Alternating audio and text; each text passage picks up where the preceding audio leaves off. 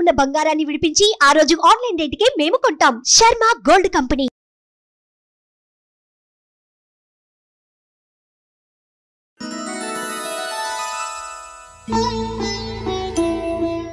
అందరికీ నమస్కారం. శ్రీ క్రోధినామ సంవత్సర ఉగాది శుభాకాంక్షలు. ప్రస్తుతం మనతో పాటు ప్రముఖ జ్యోతిష్యులు, శ్రీచక్రపీఠం వ్యవస్థాపకులు, 2 తెలుగు రాష్ట్రాల ప్రజలకు ఎంతో ఇష్టమైన గురువర్యులు, సుమన్ టీవీ ఆస్థాన ధార్మికులు డాక్టర్ ప్రదీప్ జోషి గారు మనతో పాటు ఉన్నారు. వారితో మాట్లాడి ఈ క్రోధినామ సంవత్సరం అసలు ఎలా ఉండబోతోంది, అటు ఆరోగ్యపరంగా, ఆర్థిక పరంగా, అలాగే రాజకీయం పరంగా కావచ్చు, అలాగే 12 రాశుల వారికి ఏ విధంగా ఉండబోతుందో గురువుగారి మాటల్లో విని తెలుసుకుందాం.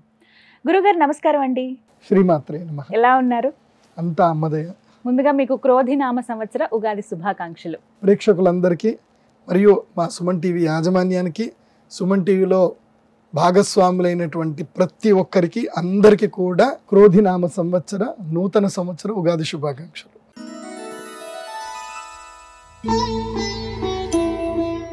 క్రోధి పేరు వింటే కొంచెం అంటే ఏమిటా అర్థం అని తెలుసుకోవాలని ఉంటుంది. ఎందుకంటే ఆ ప్రభావం సంవత్సరం అంతా ఈ మానవాళ్ళందరిపైన ఉంటుంది అనేది వింటున్న మాటే. క్రోధి అంటే ముందుగా అర్థం ఏమిటి, ఈ క్రోధినామ సంవత్సరం ఏ విధంగా ఉండబోతుంది అంటే ఏం చెప్తారు? శ్రీ గురుభ్యో నమః. శ్రీమాత్రే నమః. అచింత్య వ్యక్తరూపాయ నిర్గుణాయ గుణాత్మనే సమస్త జగదాధార మూర్తయే బ్రహ్మణే నమః. యోంత ప్రవిశ్య మమ వాచమిమాం ప్రసుప్తాం సంజీవయత్యఖిల శక్తిధరస్వధామ్నా అన్యాంశ్చ హస్తచరణశ్రవణత్వగాదీన్ ప్రాణాన్నమో భగవతే పురుషాయ తుభ్యం. వ్యాసాయ భవనాశాయ శ్రీశాయ గుణరాశయే వృద్ధ్యాయ శుద్ధ విద్యాయ మధ్వాయ చ నమో నమః. ప్రథమో హనుమాన్ నామ ద్వితీయో భీమ ఏవ చ పూర్ణప్రజ్ఞస్తృతీయస్తు భగవత్కార్య సాధకాః. సత్యాభిఘ్నకరాబ్జోత్తాన్ 50 వర్షపూజకాన్ సత్యప్రమోదతీర్థార్యాన్ నౌమిన్యాయ సుధారతాన్. ఉత్తరాధిమఠాధీశాన్ సీతాపత్యర్చకాన్ మునీన్ రఘుత్తమ సకాశస్థాన్ సత్యాత్మానాం గురూన్ భజే. శ్రీమాత్రే నమః.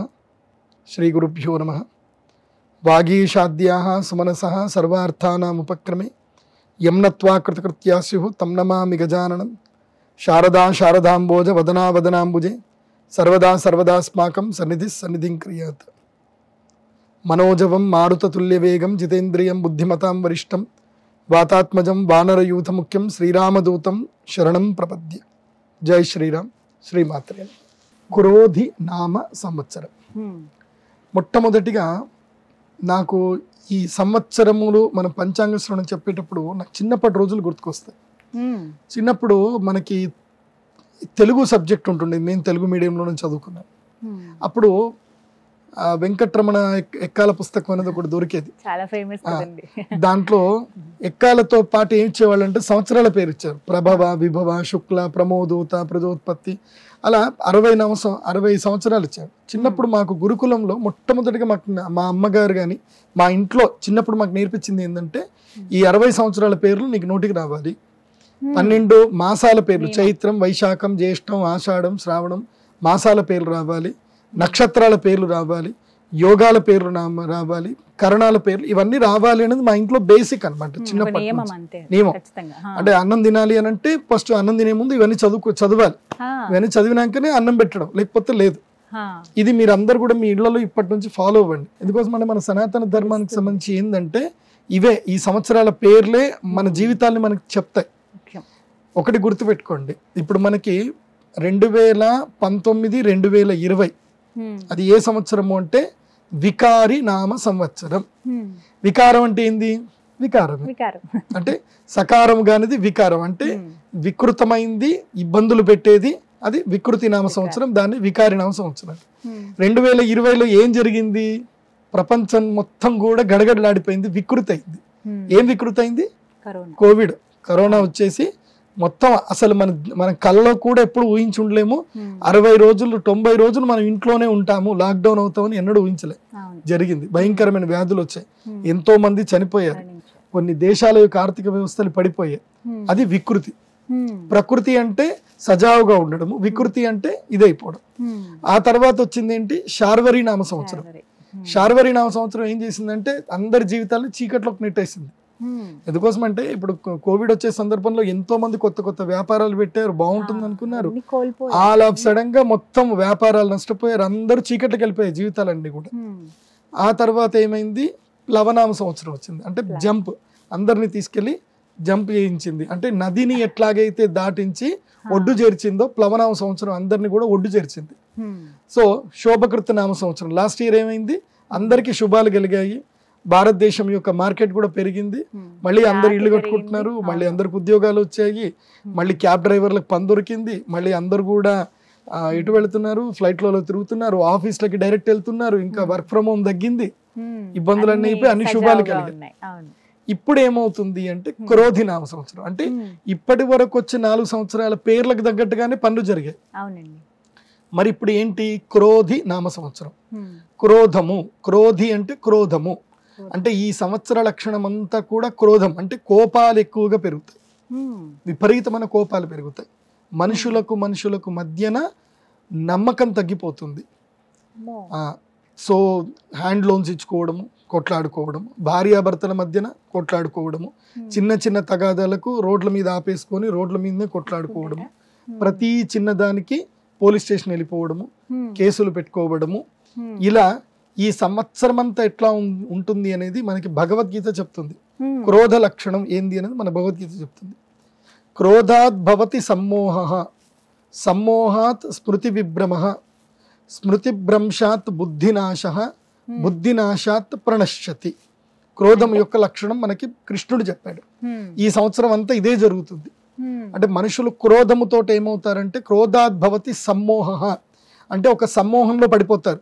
క్రోధం వచ్చింది అని అంటే ఒక మాయలో పడిపోతారు. ఏం జరుగుతుంది, ఏం కథ, పెద్ద చిన్న, ఎవరున్నారు ఎవరు లేరు, ఇంకేం ఆలోచించరు. కోపం వచ్చింది అని అంటే కోపం అనేది చండాలుడు అని అర్థం అన్నమాట. ఇంకా సో కోపం వచ్చింది అంటే మూర్ఖత్వం వచ్చేస్తుంది. దాంతో సమ్మోహం, క్రోధాత్ భవతి సమ్మోహ, సమ్మోహాత్ స్మృతి విభ్రమ, అంటే బుద్ధి మొత్తం పనిచేయకుండా పోతుంది. స్మృతి భ్రంశాత్ బుద్ధినాశ, దాంతో బుద్ధి పనిచేయదు. ఏ పని చేయాలి, ఎవరితో ఎంత మాట్లాడాలి, ఎక్కడ పెట్టుబడులు పెట్టాలి, ఎక్కడ పెట్టకూడదు, అసలు ఎవరికి అమ్మాలి, ఎవరు నమ్మాలి, ఎవరు నమ్మకూడదు, ఎక్కడ సంతకాలు పెట్టాలి, ఎక్కడ పెట్టకూడదు, ఇలాంటివన్నీ కూడా పాడైపోతాయి. బుద్ధినాశాత్ ప్రణశ్యతి, దాంతో ఇవి అవుతుంది. కాబట్టి ఈ క్రోధి నామ సంవత్సరం వల్ల ఏం జరుగుతుందనంటే మద్యము తాగే వాళ్ళు ఎక్కువ అవుతారు, డ్రగ్స్ తీసుకునే వాళ్ళు ఎక్కువ అవుతారు, ఆల్కహాల్ అడిక్ట్స్ ఎక్కువ అయిపోతారు, సైకోసమాటిక్ డిసీజ్ ఉండే వాళ్ళు ఎక్కువైపోతారు, మానసిక వ్యాధులు ఎక్కువైపోతాయి.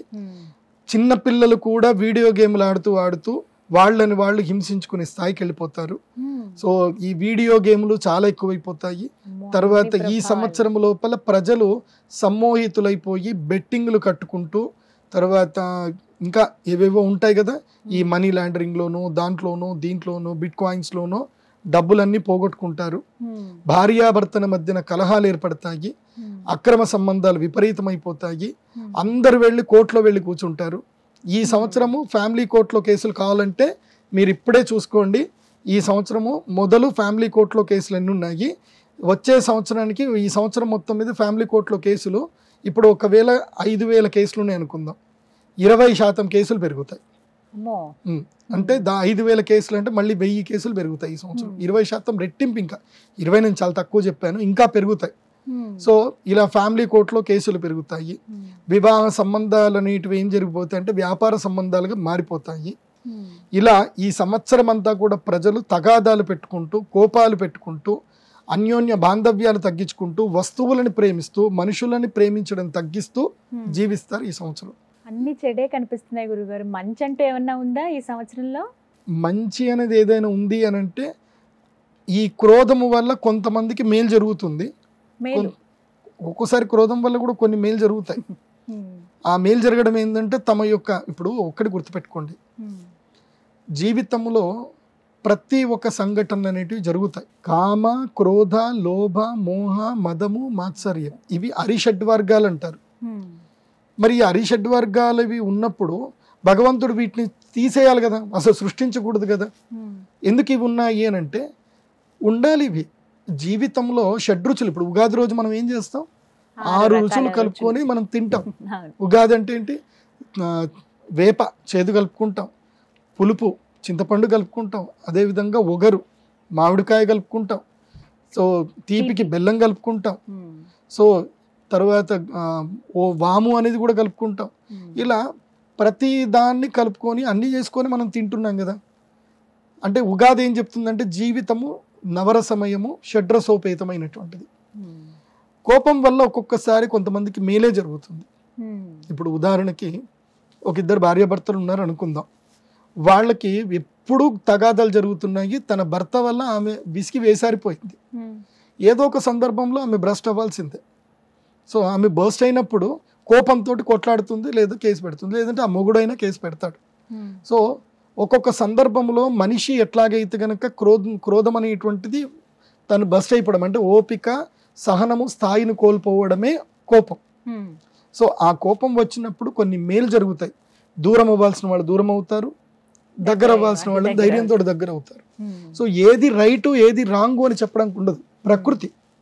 ప్రకృతిని మనం ఎప్పుడు ఏమీ అనలేము, తక్కువ అంచనా అస్సలు వేయలేము. మనల్ని మించినటువంటి ఆల్గారిథం తెలివితేటలు ప్రకృతికి ఉంటాయి. అదే మనకి ఏది మంచిదో అదే ఇస్తుంది.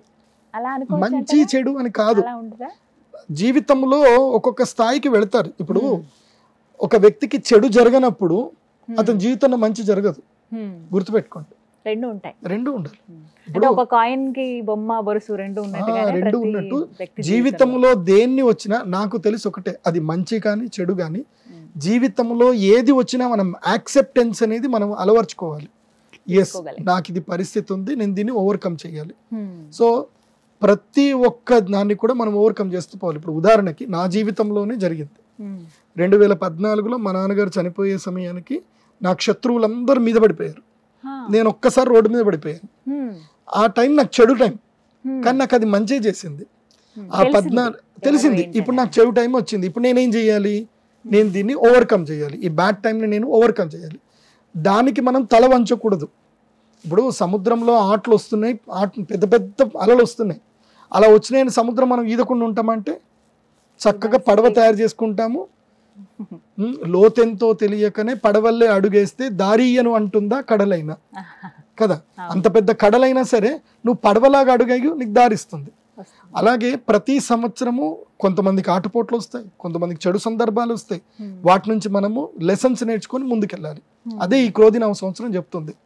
సో కోపాలు ఎక్కువ అవుతాయి, కోపతాపాలు ఎక్కువ అవుతాయి. కాబట్టి మిమ్మల్ని మీరు నిగ్రహించుకోవడం అనేది ఉంటుంది. కానీ అది ప్రకృతి, దాన్ని మనం ఏం చేయలేము. ఏది జరుగుతుందో అలా జరగనివ్వండి.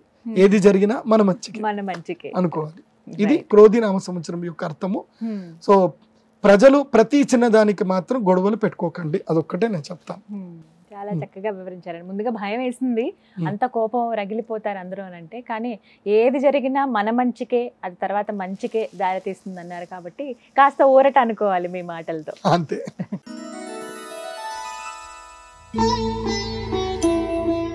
గురుగారు, రాజాది నవనాయకులు ఈ క్రోధినామ సంవత్సరంలో ఏ విధంగా ఉంటాయి? ఎందుకంటే మనం చూస్తూ ఉంటాం కదా, ఏదైనా గవర్నమెంట్ కొత్తగా ఫామ్ అయినప్పుడు మంత్రిత్వ శాఖ అదే చాలా బలం, ఒక్కొక్క శాఖను వాళ్ళకి ఇస్తారు. చాలా వాళ్ళు పగడ్బందీగా ఆ శాఖల్ని వాళ్ళ పొజిషన్స్ని వాళ్ళు నిర్వర్తిస్తూ ఉంటారు. అలాగే ప్రతి సంవత్సరానికి కూడా ఉంటాయని విన్నాను. వాటిని నవనాయకులు అని అంటూ ఉంటారు కదా, వాటి గురించి వివరించండి. ఈ క్రోధినామ సంవత్సరంలో అసలు ఎలా ఉన్నాయి? శ్రీ గురుభ్యో నమః. శ్రీమాత్రే నమః. ఈ క్రోధినామ సంవత్సరంలో రాజాది నవనాయకులు, దాంతో పాటు ఉపనాయకులని కూడా ఉంటారు. ఈ మొత్తం పోర్ట్ఫోలియోస్ 30 పోర్ట్ఫోలియోస్ ఉంటాయి. సో ఈ 30 పోర్ట్ఫోలియోస్కే నవగ్రహాలే అధినాయకులై ఉంటారు. అందులోపల ద మెయిన్ ఇంపార్టెంట్ పోర్ట్ఫోలియోస్ వచ్చేసి 9 ఉంటాయి. దాంట్లో రాజు, ఈ సంవత్సరం రాజు ఎవరయ్యారు అనేది చాలా ఇంపార్టెంట్. రాజును బట్టే మొత్తము అందరూ, అందుకోసం అంటే రాజు ఎట్లా ఉంటే మిగతా వాళ్ళందరూ అలాగుంటారు. రాజు బాగా లేడనుకోండి, ఇక మొత్తం అంతా కొలాప్స్ అయిపోయినట్టు, తథా ప్రజ. సో ఈ సంవత్సరం రాజు ఏమవుతుందంటే, ఈ సంవత్సరం ఉగాది మంగళవారం మనకి ప్రారంభమైంది.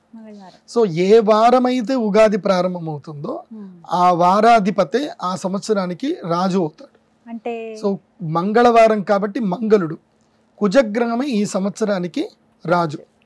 కుజుడు అంటే అర్థం ఏమిటి అని అంటే క్రోధము, కోపము, యుద్ధము, రక్తము, హింస, తర్వాత తగాదాలు పెట్టుకోవడాలు, ఇవన్నీ కూడా కుజుడే. ఇప్పుడు ఎవరికైనా వివాహం కాలేదని అంటే ఏమడుగుతారు మీకు? కుజదోషం కుజదోషం ఉందా అని అడుగుతారు కదా. ఈ సంవత్సరం అందరికీ కుజదోషం ఉన్నట్టే, మొత్తం భారతదేశంలో ఉండే వాళ్ళందరూ కుజదోషమే. కాకపోతే మన అదృష్టం ఒకటి ఏంటంటే మన భూమికి అధిష్టాన దేవత కుజుడే. అంటే మన భూమి నుంచి పుట్టింది కుజుడు, అంటే భూమి నుంచి ఒక భాగం విడిపోయింది కుజగ్రహం అని కూడా అంటారు. అందుకే కుభ్యాం జాయతే ఇతి కుజః అంటే భూమి పుత్రుడు అని కూడా పిలుస్తారు కుజుడు. అంటే భూమి నుంచి విడిపోయి పుట్టాడు కాబట్టి కుజుడు. కాబట్టి కొంచెం అమ్మ మీద ప్రేమ ఎక్కువ ఉంటుంది కాబట్టి ఈ భూమండలములో ఎవరెవరిని చక్కదిద్దాలి, ఎవరెవరి వీపులు చర్చాలి, ఎవరిని ఎక్కడ కూర్చోబెట్టాలి, ఎవరిని తీసుకెళ్లి విసిరేయాలి, ఇవన్నీ పనులు ఈ సంవత్సరం జరుగుతుంది. అంటే ఆల్మోస్ట్ ఏంటంటే ఒక ఠాగూర్ సినిమా చూసినట్టుగా ఉంటుంది ఈ సంవత్సరం అంతా. ఊహించనివి అన్ని జరుగుతాయి, దుర్మార్గులైనటువంటి వాళ్ళకు శిక్షలు పడతాయి, ప్రజల్లో రాజకీయ నాయకులు చాలా కోపంగా బిహేవ్ చేస్తారు, ఒక చిన్న తప్పు జరిగిన ఇన్స్టెంట్ జడ్జిమెంట్కే వెళ్ళిపోతారు, కోర్టు వరకు వెళ్లకుండా. సో యోగి ఆదిత్యనాథ్ గారి ప్రభుత్వం ఎలా ఉంటుందో ఈ సంవత్సరము ప్రభుత్వాలు కూడా అలాగే పనిచేస్తాయి, అలాగే పనిచేస్తాయి ప్రభుత్వాలన్నీ కూడా. ఎక్కడైనా ఏదన్నా అల్లర్లు జరిగాయి, ఆ అల్లర్లకు సంబంధించి ఎంక్వైరీలు పెద్దగా ఉండవు, సీసీటీవీ ఫుటేజ్ చూస్తారు, ఎవరెవరు చేస్తారు తీసుకెళ్లిపోయి బుల్డోజర్లతోటి కూల్చేస్తారు. ఇంకా పెద్దగా ఏమి ఉండదు. ఎవరైనా ప్రభుత్వ ఆస్తులు పాడు చేశారు అని అంటే ఇమీడియట్లీ వాళ్ళ ఫోటో చూస్తుంది, దాంతో వాళ్ళ ఆధార్ కార్డుకి ఏమేమి ఆస్తులు అటాచ్ ఉన్నాయో అవన్నీ కూడా ప్రభుత్వం అటాచ్ చేసేసుకుంటుంది అప్పుడప్పుడే. సో ఇన్స్టెంట్ సొల్యూషన్స్ వస్తాయి, ఇన్స్టెంట్ జడ్జిమెంట్స్ వస్తాయి, క్రైమ్ రేట్ తగ్గడానికి చాలా వరకు ఉపయుక్తమైనటువంటి చట్టాలు వస్తాయి భారతదేశంలో. ఇది కుజుడు రాజయ్యాడు కాబట్టి ఈ దేశంలో రాజు చాలా తీవ్రంగా ఉగ్రంగా కోపంగా పనిచేస్తాడు, అంటే చెడుని ఎవరు కూడా సహించరు. ఇలాంటి పరిస్థితులు ఈ సంవత్సరం ఏర్పడతాయి. దీనికి శ్లోకం ఏం చెప్తారంటే క్రోధబ్దే త్వకిలాలోకాః క్రోధలోభ పరాయణాః ఇతి దోషణ నియతం మధ్య సస్యార్గ వృష్టయః అని శాస్త్రం చెప్పారు. అంటే క్రోధబ్దే త్వకిలాలోకాః అంటే క్రోధబ్దే అంటే ఈ క్రోధినామ సంవత్సరంలో, అబ్ధము అంటే సంవత్సరం, క్రోధినామ సంవత్సరంలో అఖిలాలోకాః అంటే లోకంలో ఉన్న ప్రజలందరూ కూడా క్రోధ లోభ పరాయణాః. క్రోధ అంటే ఏంటి? కోపము. లోభము అంటే ఏంటి? అత్యాశ. నేను ఇందాక మీకు చెప్పాను, ప్రజలు అత్యాశ పరులు అవుతారు, బెట్టింగ్ యాప్ల ద్వారా డబ్బులు పోగొట్టుకుంటారు, అలాగే ఏదో యూఆర్ఎల్ లింకులు వస్తాయి, డబ్బులు వస్తాయి, ఓటీపీలు చెప్తారు, అలా మొత్తం సైబర్ మోసగాళ్ళు ఎక్కువైపోతారు. నేను మీ అందరికీ చెప్పేది ఒకటే, మీ ఆన్లైన్ అకౌంట్లో చాలా తక్కువ డబ్బులు ఉంచుకోండి. ఏ బ్యాంక్ అకౌంట్కి అయితే ఏటీఎం కార్డు ఉండదో, ఏ బ్యాంక్ అకౌంట్కి అయితే ఇంటర్నెట్ బ్యాంకింగ్ ఉండదు, అంటే ఆఫ్లైన్ అకౌంట్ అంటారు, అంటే మీరు స్వయంగా వెళ్ళి చెక్ బుక్ సంతకం చేసి తీసుకోవడమే ఉండాలి తప్ప ఇంకేది ఉండకూడదు. అలాంటి బ్యాంక్ అకౌంట్లలో ఎక్కువ డబ్బులు పెట్టుకోండి. మీరు రెగ్యులర్గా రొటేషన్ చేసుకోవడం ఇంకొక బ్యాంక్ అకౌంట్ మెయింటైన్ చేయండి, అందులోపల 10,000 5,000 తక్కువ, అంతకుమించి ఎక్కువ ఉండకూడదు. ఎందుకోసం అంటే ఈ సంవత్సరంలో సైబర్ ఫ్రాడ్లు ఎక్కువ అవుతాయి. మీరు కూడా లోభపరులు అవుతారు.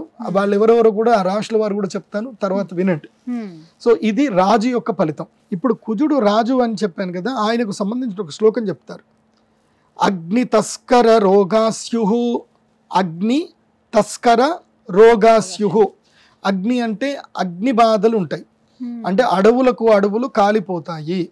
ముఖ్యంగా ఎక్కడైతే సంవత్సరాదిలో సూర్యగ్రహణం కనిపిస్తుందో ఆ దేశాలు. ఈ సంవత్సరం మొదలు సూర్యగ్రహణం ఎక్కడ కనిపిస్తుంది? అమెరికా, మెక్సికో, కెనడా అలాంటి ప్రాంతంలో మనకి సూర్యగ్రహణాలు కనిపిస్తున్నాయి.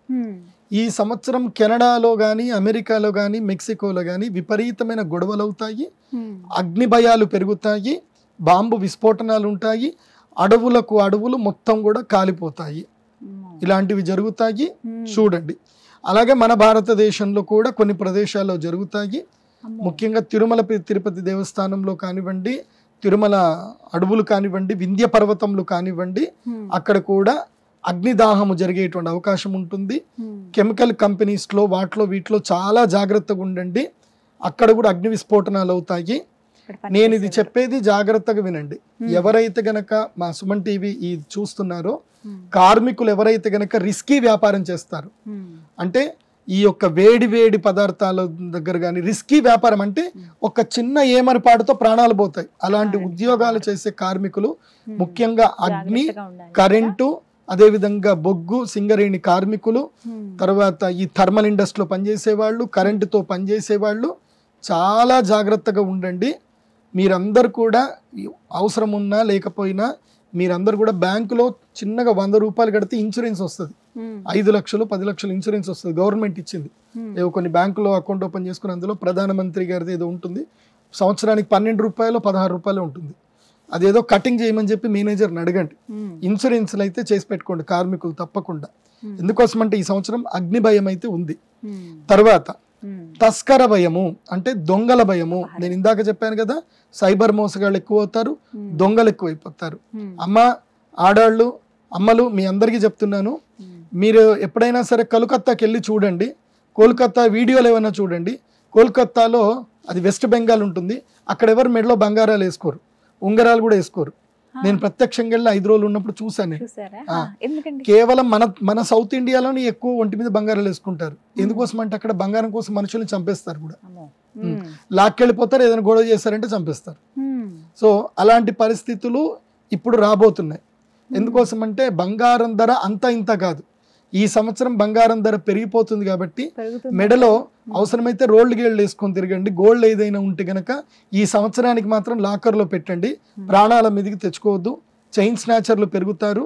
ఎందుకోసం అంటే ఒక్క క్షణంలో భయపెడితే వాడికి 10 లక్షల రూపాయలు వస్తాయి ఈజీగా. ఒక 10 తులాల బంగారం అనుకోండి 7 లక్షలు, 20 తులాల బంగారం అయితే పక్కా ఉంటుంది. మనలోకైతే గోల్డ్ ఏది పెద్ద పెద్ద గొలుసులు చైన్లు ఉంటాయి. మన ఆంధ్రాకు పోయినా ఎటువైనా చంద్రహారాలు ఆహారాలు అవి వేసుకొని తిరగండి, ఏం పర్లేదు. మీరు ఏదైనా ఫంక్షన్లకు వెళ్ళినప్పుడు కారు దిగిన తర్వాత ఫంక్షన్ హాల్ ఎంటర్ అయిన తర్వాత వేసుకోండి, మళ్ళీ జాగ్రత్త పెట్టేసుకొని ఇంటికి వచ్చేయండి. ఈ సంవత్సరం దొంగల భయం విపరీతంగా ఉంది, ఇది గుర్తుపెట్టుకోండి. అండ్ రక్షక పోలీసులు ఎవరైతే ఉన్నారో వాళ్ళు కూడా జాగ్రత్త పడండి. ఈసారి ట్రైన్లో దొంగలు ఎక్కువ అవుతారు. తర్వాత వాహనాల మీద కోడిగుడ్లు వేసి దొంగతనాలు చేసే వాళ్ళు ఎక్కువ ఉంటారు. వాహనాలని టైర్ బ్లాస్ట్ చేసి దొంగతనాలు చేసే రకాలు ఎక్కువ ఉంటాయి. ఇవి క్రైమ్ న్యూస్లో, సుమన్ టీవీ న్యూస్లో కూడా వస్తాయి, మీరు చూడండి. నేను చెప్పేది వాక్కు సత్యం అవుతుంది కాబట్టి ఏదైనా డిజిటల్ మనీ రూపంలో పెట్టుకోండి, క్యారీ చేయకండి. బంగారం వేసుకోవద్దు, ఈ సంవత్సరం వద్దు అని చెప్తున్నా. నెక్స్ట్, నృప విగ్రహతాభృషం. రాజులు పరస్పర విరోధముతోటి కొట్లాడుకుంటారు, వాగ్వివాదాలు చేసుకుంటారు, అసెంబ్లీలో ఒకళ్ళనొక్కళ్ళు తిట్టుకుంటారు. ఇది మనం చూస్తానే ఉంటాము. ఆంధ్రప్రదేశ్లో అయితే విపరీతంగా ఉంటుంది తిట్టుకోవడాలు. హతసస్యో బహువ్యాళో భౌమే వృష్టి వినాశనం. హతసస్యో బహువ్యాళో, హతసస్యో అంటే సస్యములు నాశమవుతాయి, అకాల వర్షములు పడతాయి. ఇప్పుడు గర్భపాత లక్షణం అని ఉంటుంది. ముఖ్యంగా చైత్రమాసం అంటే ఈ సంవత్సరం మొదలై చైత్రమాసంలోనే ఏం జరుగుతుంది అని అంటే ఏప్రిల్ 14వ తారీఖు నుంచి మొదలు మే 14వ తారీఖు వరకు అకాల వర్షాలు పడతాయి, మామిడి పిందెలు రాలిపోతాయి, తర్వాత టమాటా పంట కానీ కూరగాయల పంటలు కానీ నాశనం అవుతాయి. దీని ప్రభావం వల్ల మే 14 నుంచి జూలై 24 వరకు కూరగాయలు కొందామంటే భయపడతారు జనాలు. మన తెలుగు వాళ్ళకి అత్యంత ఇష్టమైనది ఒకటి ఉంటుంది అనమాట, బడ్జెట్ కూర ఒకటి ఉంటుంది. అదేంటి అని అంటే ఆవకాయ. మనం ఆవకాయ వేసుకొని తినడం అలవాటు చేసుకుంటాం. ఇంకా అంటే మధ్య తరగతి కుటుంబాలు, బిలో లో క్లాస్ వాళ్ళు ఎవరైతే ఉంటారో కూరగాయలు కొనుక్కోలేకపోతారు. కాబట్టి నేనేం చెప్తానంటే మన సుమన్ టీవీలోనే సుమన్ టీవీ హెల్త్ కొన్ని ఉంటాయి, అందులోపల టెర్రస్ మీద కూరగాయలు ఎట్లా పండించాలో అన్ని నేర్పిస్తున్నారు, వీళ్ళే చెప్తున్నారు. కాబట్టి మీరు ఇప్పటి నుంచి కూరగాయలు పండించేసుకోండి. టొమాటా కొనాలి అని అంటే 80 రూపాయల కిలో అవుతుంది, గుర్తుపెట్టుకోండి. ఇప్పటి నుంచి మే జూన్ జూలై ఈ 2 నెలలు టమాటా మనం ముట్లేము, కొనుక్కోలేము. కొత్తిమీర కూడా కొనుక్కోలేము. పాలకూర కూడా 30 రూపాయలు, దాదాపుగా 120 రూపాయల కేజీ అవుతుంది పాలకూర. కొత్తిమీర 200 రూపాయల కిలో అవుతుంది. అల్లం రేటు పెరుగుతుంది. నిమ్మకాయ ఒకటి 5 రూపాయలు అవుతుంది. సో ఇలా చాలా ధరలు పెరిగిపోతాయి, జాగ్రత్త. అందుకే సస్యనాశనం అంటే ఏంటి, సస్యములు నాశనం అవుతాయి. నాశనమైన ఆటోమేటిక్ ఏం జరుగుతుంది, రేటు పెరిగిపోతుంది. ఎందుకోసం అంటే మనకు మార్కెట్లో ప్రోడక్ట్ తక్కువ అయితే దాని యొక్క డిమాండ్ ఎక్కువ అయిపోతుంది. సో డిమాండ్ తక్కువ, ప్రోడక్ట్ తగ్గిపోతే దాని రేట్ ఎక్కువ అయిపోతుంది. కాబట్టి ఇది జరుగుతుంది. ఇంకోటి ఏం చెప్పారు, వృష్టి వినాశనం అంటే వర్షము వల్ల నాశనాలు ఎక్కువ జరుగుతాయి. వర్షం కూడా తక్కువగా పడుతుంది. అది ఎక్కడెక్కడ పడుతుంది అనేది నేను మళ్ళీ చెప్తాను. స్టే ట్యూన్, కంటిన్యూ ఉంటుంది. నెక్స్ట్, ఈ సంవత్సరము మంత్రి ఎవరు అవుతున్నారు? మంత్రి ఎవరు అంటే శనిగ్రహం. ఓ శని మంత్రి. ఇప్పుడు రాజు ఒకవేళ ఎక్స్క్యూజ్ చేయొచ్చేమో, రాజుగారికి అన్నీ తెలియదు, కానీ మంత్రి గారు ఆయనకు అన్నీ తెలుస్తాయి. ఇప్పుడు మనకి భారతదేశ రాష్ట్రపతి గారు ఏంటంటే రాష్ట్రం అక్కడే ఉంటారు, ఏదైనా ఉంటే జీవోలు వస్తాయని సంతకం చేయడం వరకే వాళ్ళ పని ఉంటుంది, ఎంక్వైరీ చేసి సంతకం చేస్తారు, గవర్నర్ నుంచి చూసుకుంటారు వాళ్ళు. కానీ మొత్తం అంతా చూసేది ప్రధానమంత్రి గారు కదా. కాబట్టి రాజుగారి తర్వాత అత్యంత శక్తి సంపన్నుడు శని. సో శని అంటే ఎవరు చెప్పండి? శని అంటే మనకేం తెలుస్తుంది అంటే ఈయన యమధర్మరాజు యొక్క అన్నగారు. కాబట్టి ఏంది, యమధర్మరాజు యొక్క అన్నగారు సాక్షాత్తు గ్రహాలకు రాజు అయినటువంటి సూర్యుడి యొక్క పుత్రుడు. శనిని ఏమంటారు అంటే సమవర్తి అంటారు. అదేవిధంగా ఏం చేస్తారు, కర్మ విపాక కారకుడు అంటారు. శని కర్మ విపాక కారకుడు అయ్యాడు కాబట్టి అతనే మంత్రి అయ్యాడు. కాబట్టి ఏం జరుగుతుంది, మంత్రి శని అయ్యాడు. ఈయన సమవర్తిత్వం అంటే అందరినీ సమానంగా చూస్తాడనమాట. ఎవరు పెద్ద గొప్ప పేద ఇదేముండదు. లైక్ మన ప్రధానమంత్రి నరేంద్ర మోదీ గారు ఎలాగైతే గనక ఒక స్త్రీమూర్తి వచ్చి దండం పెడితే అమ్మ అమ్మ నమస్తే చేయకు అని అంటాడు, ఓ పెద్ద ఆవిడ వచ్చి దండం పెట్టినా ఆయన నమస్తే చేయొద్దు అంటాడు. అందరినీ సమానంగా చూస్తాడు, మళ్ళీ ఎవరెవరిని ఎక్కడ దొక్కాలో అక్కడ దొక్కుతాడు. కాబట్టి ఈ శని కూడా అదే పని చేస్తాడు. మధ్య వృష్టి అంటే వర్షాలు ఎక్కువ పడవు, మధ్య వృష్టి అంటే సాధారణంగా వర్షాలు పడతాయి. తర్వాత మంద సస్యం అంటే సస్యములు కూడా పెద్దగా పెరగవు. మనకి ఒక ఎకరానికి 40 బస్తాలు అనుకున్న చోట 30 బస్తాలే వస్తాయి, గుర్తుపెట్టుకోండి. సర్వే పాపరతా నరాహ, నరులందరూ కూడా పాప నిరతులైపోతారు. అంటే తప్పు చేయడం పెద్ద ఏం కాదు అని చెల్తా అందరు చేస్తున్నారు, మనం కూడా చేసేద్దాం అంటే అందరూ ఆల్కహాల్ అడిక్ట్ అయిపోవడము అదేం పెద్ద తప్పు కాదు. అదేవిధంగా ఎక్కువగా స్త్రీల వల్ల పురుషులు ఏడుస్తారు, అంటే హనీ ట్రాపింగ్లో పడి ఏడుస్తారు, ముందుకు వెళ్ళలేరు, వెనక్కి వెళ్ళలేరు, కేసులు పెడుతున్నారంటారు. వీడియో కాల్స్ చెయ్యకండి, ముఖ్యంగా పురుషులు హనీ ట్రాప్లో పడకండి, జాగ్రత్త. కేసు ఇది ఆకొచ్చి ముళ్ళు మీద పడ్డా, ముళ్ళెళ్ళి ఆకు మీద పడ్డా ఆకుకే నష్టము, ఆ ఆకు ఎవరో కాదు, యంగ్ అబ్బాయిలు. మీ జీవితాలు నాశనం చేసుకోకండి, మీ ఆస్తులు కూడా రాయించేసుకుంటారు, జాగ్రత్త. ప్రజాపీడ భవేన్నిత్యం, ప్రజలందరూ కూడా పీడా భవేన్నిత్యం అంటే పీడని అనుభవిస్తారు. నేను మళ్ళీ చెప్తున్నాను, తెలుగు రాష్ట్ర ప్రజలకు చెప్తున్నాను, మీరు పీడ అనుభవించే అవకాశం మీ దగ్గర ఉంది, పీడని విముక్తి చేసుకునే అవకాశం కూడా మీ దగ్గర ఉంది. ఆ పీడ పొందుతారా, పీడ విముక్తులు అవుతారా అనేది మేము 13వ తారీఖు మీ చేతిలో ఉంది, అది మీ ఇష్టం. ప్రజాపీడ భవేన్నిత్యం, మనకైతే జ్యోతిష్యం ఏం చెప్తుంది, ప్రజలు పీడని అనుభవిస్తారు అని చెప్తుంది. సో అది అనుభవిస్తారా అనుభవించారా అనేది మీరు చూసుకోండి. సూర్యపుత్రేతు మంత్రిని, సూర్యపుత్రుడు మంత్రిగా ఉన్నప్పుడు ఇది జరుగుతుంది అని చెప్పారు. కాబట్టి ప్రజలు అత్యాశకు వెళ్ళకండి, బంగారం వేసుకొని తిరక్కండి, దొంగలు ఎక్కువ అవుతారు. అదేవిధంగా రైతులు పంటలు వేసేటప్పుడు 6 తడి పంటలే వేసుకోండి, వర్షాధార పంటలు ఈ సంవత్సరము రావు. క్లియర్గా చెప్తున్నాను. ఎందుకోసమంటే చాలా మంది కర్ణాటకలో కానీ మహారాష్ట్రలో కానీ ఇటు రాయలసీమ ప్రాంతంలో కానివ్వండి, మన వైపు ఇది తూర్పుగోదావరి జిల్లా కోస్తా జిల్లాలో కానీ మనకు వర్షపు నీళ్ళు వస్తాయి, ఈ సంవత్సరం వర్షపు నీళ్ళతోటి పంటలు వస్తాయి అని చెప్పి ఆ నమ్మకంతో పంటలు వేస్తారు. కానీ ఆ పంటల వల్ల పెద్దగా లాభాలు రావు. ఎక్కువగా పెట్టుబడులు పెట్టకండి, ఎక్కువ ఖర్చులు పెట్టుకోకండి, 6 తడి పంటలు వేయండి. నేను ప్రజలందరికీ చెప్పేది ఏంటంటే ఇవి అరికలు, ఇవి వాటికి ఎక్కువ నీళ్ళు అవసరం ఉండదు. సిరిధాన్యాలు పండించడానికి ఎక్కువగా మక్కువ చూపించండి. ప్రజలు కూడా సిరిధాన్యాలు తినడానికి ఎక్కువగా మక్కువ చూపించండి, అది బాగుంటుంది. వాటికి ఎక్స్పోర్ట్ క్వాలిటీ కూడా, రేటు కూడా బాగా వస్తుంది. బియ్యము ధర ఈ సంవత్సరము కేవలము కిలోకి 5 రూపాయలు మాత్రం పెరుగుతుంది. కానీ వరి ధర మాత్రం, అంటే వడ్ల ధర మాత్రం పెరగదు. వరికి ఎంత ఉందో అంత ఉంటుంది, ఇంకా తక్కువ అవుతుంది. మొన్నటిదాకా 5,200 టన్ను వచ్చింది, ఇప్పుడు అంతకుమించి కూడా తగ్గుతుంది. సో కాబట్టి మంద సస్యాహ అది జరగదు, అది గుర్తుపెట్టుకోండి. నెక్స్ట్ సేనాధిపతి అయినటువంటి శుక్రుడి యొక్క ఫలితం. శుక్రుడు సేనాధిపతి అంటే సైన్యానికి నాయకుడయ్యాడు శుక్రుడు. దీనివల్ల ఏం జరుగుతుందంటే సైనికులు ఎక్కువగా వీడియోలు తీయడము, పోలీసులు కూడా ఎక్కువగా ఇన్స్టాగ్రామ్లోను ఫేస్బుక్లోను రక్షక భటులు వీళ్ళందరూ ఫేమస్ అవ్వాలని చూసుకోవడము, ఇవన్నీ కూడా జరుగుతుంది. కొంతమంది రక్షక దాంట్లో ఉన్నటువంటి వాళ్ళు సైనికులు కూడా అభాసు పాలవుతారు, ఇలాంటివి చేసి ఉద్యోగాలు కోల్పోతారు, జాగ్రత్త. అంటే మన భారతదేశానికి సంబంధించిన రహస్యాలు ఎక్కడ బయటపడకూడదు. సో మీరు డ్యూటీ డ్రెస్ వేసుకొని ఏం చేయకండి. ఎందుకోసం అంటే సైన్యాధిపతికి శుక్రుడు వచ్చాడు అనుకోండి, శుక్రుడు ఎంటర్టైన్మెంట్. శుక్రుడు అంటే మేకప్లు, ఆర్టిస్టులు, ఎంటర్టైన్మెంట్లు, ఆనందము, భోగ విలాసాలు, ఇవన్నీ శుక్రుడు. శుక్రుడు సైన్యాధిపతి అయ్యాడు అనుకోండి, యుద్ధం అయితే జరగదు. ఏం జరుగుతుందో చెప్పండి. ఇక్కడ చెప్తున్నారు, సువృష్టిరత్యంత సమృద్ధ సస్యం సుభిక్షమర్గ్యో బహుళోధరిత్యాం నరాస్త్రియ కామరత ప్రవృత్తా సైన్యాధిపత్యే కలు భార్గవస్య.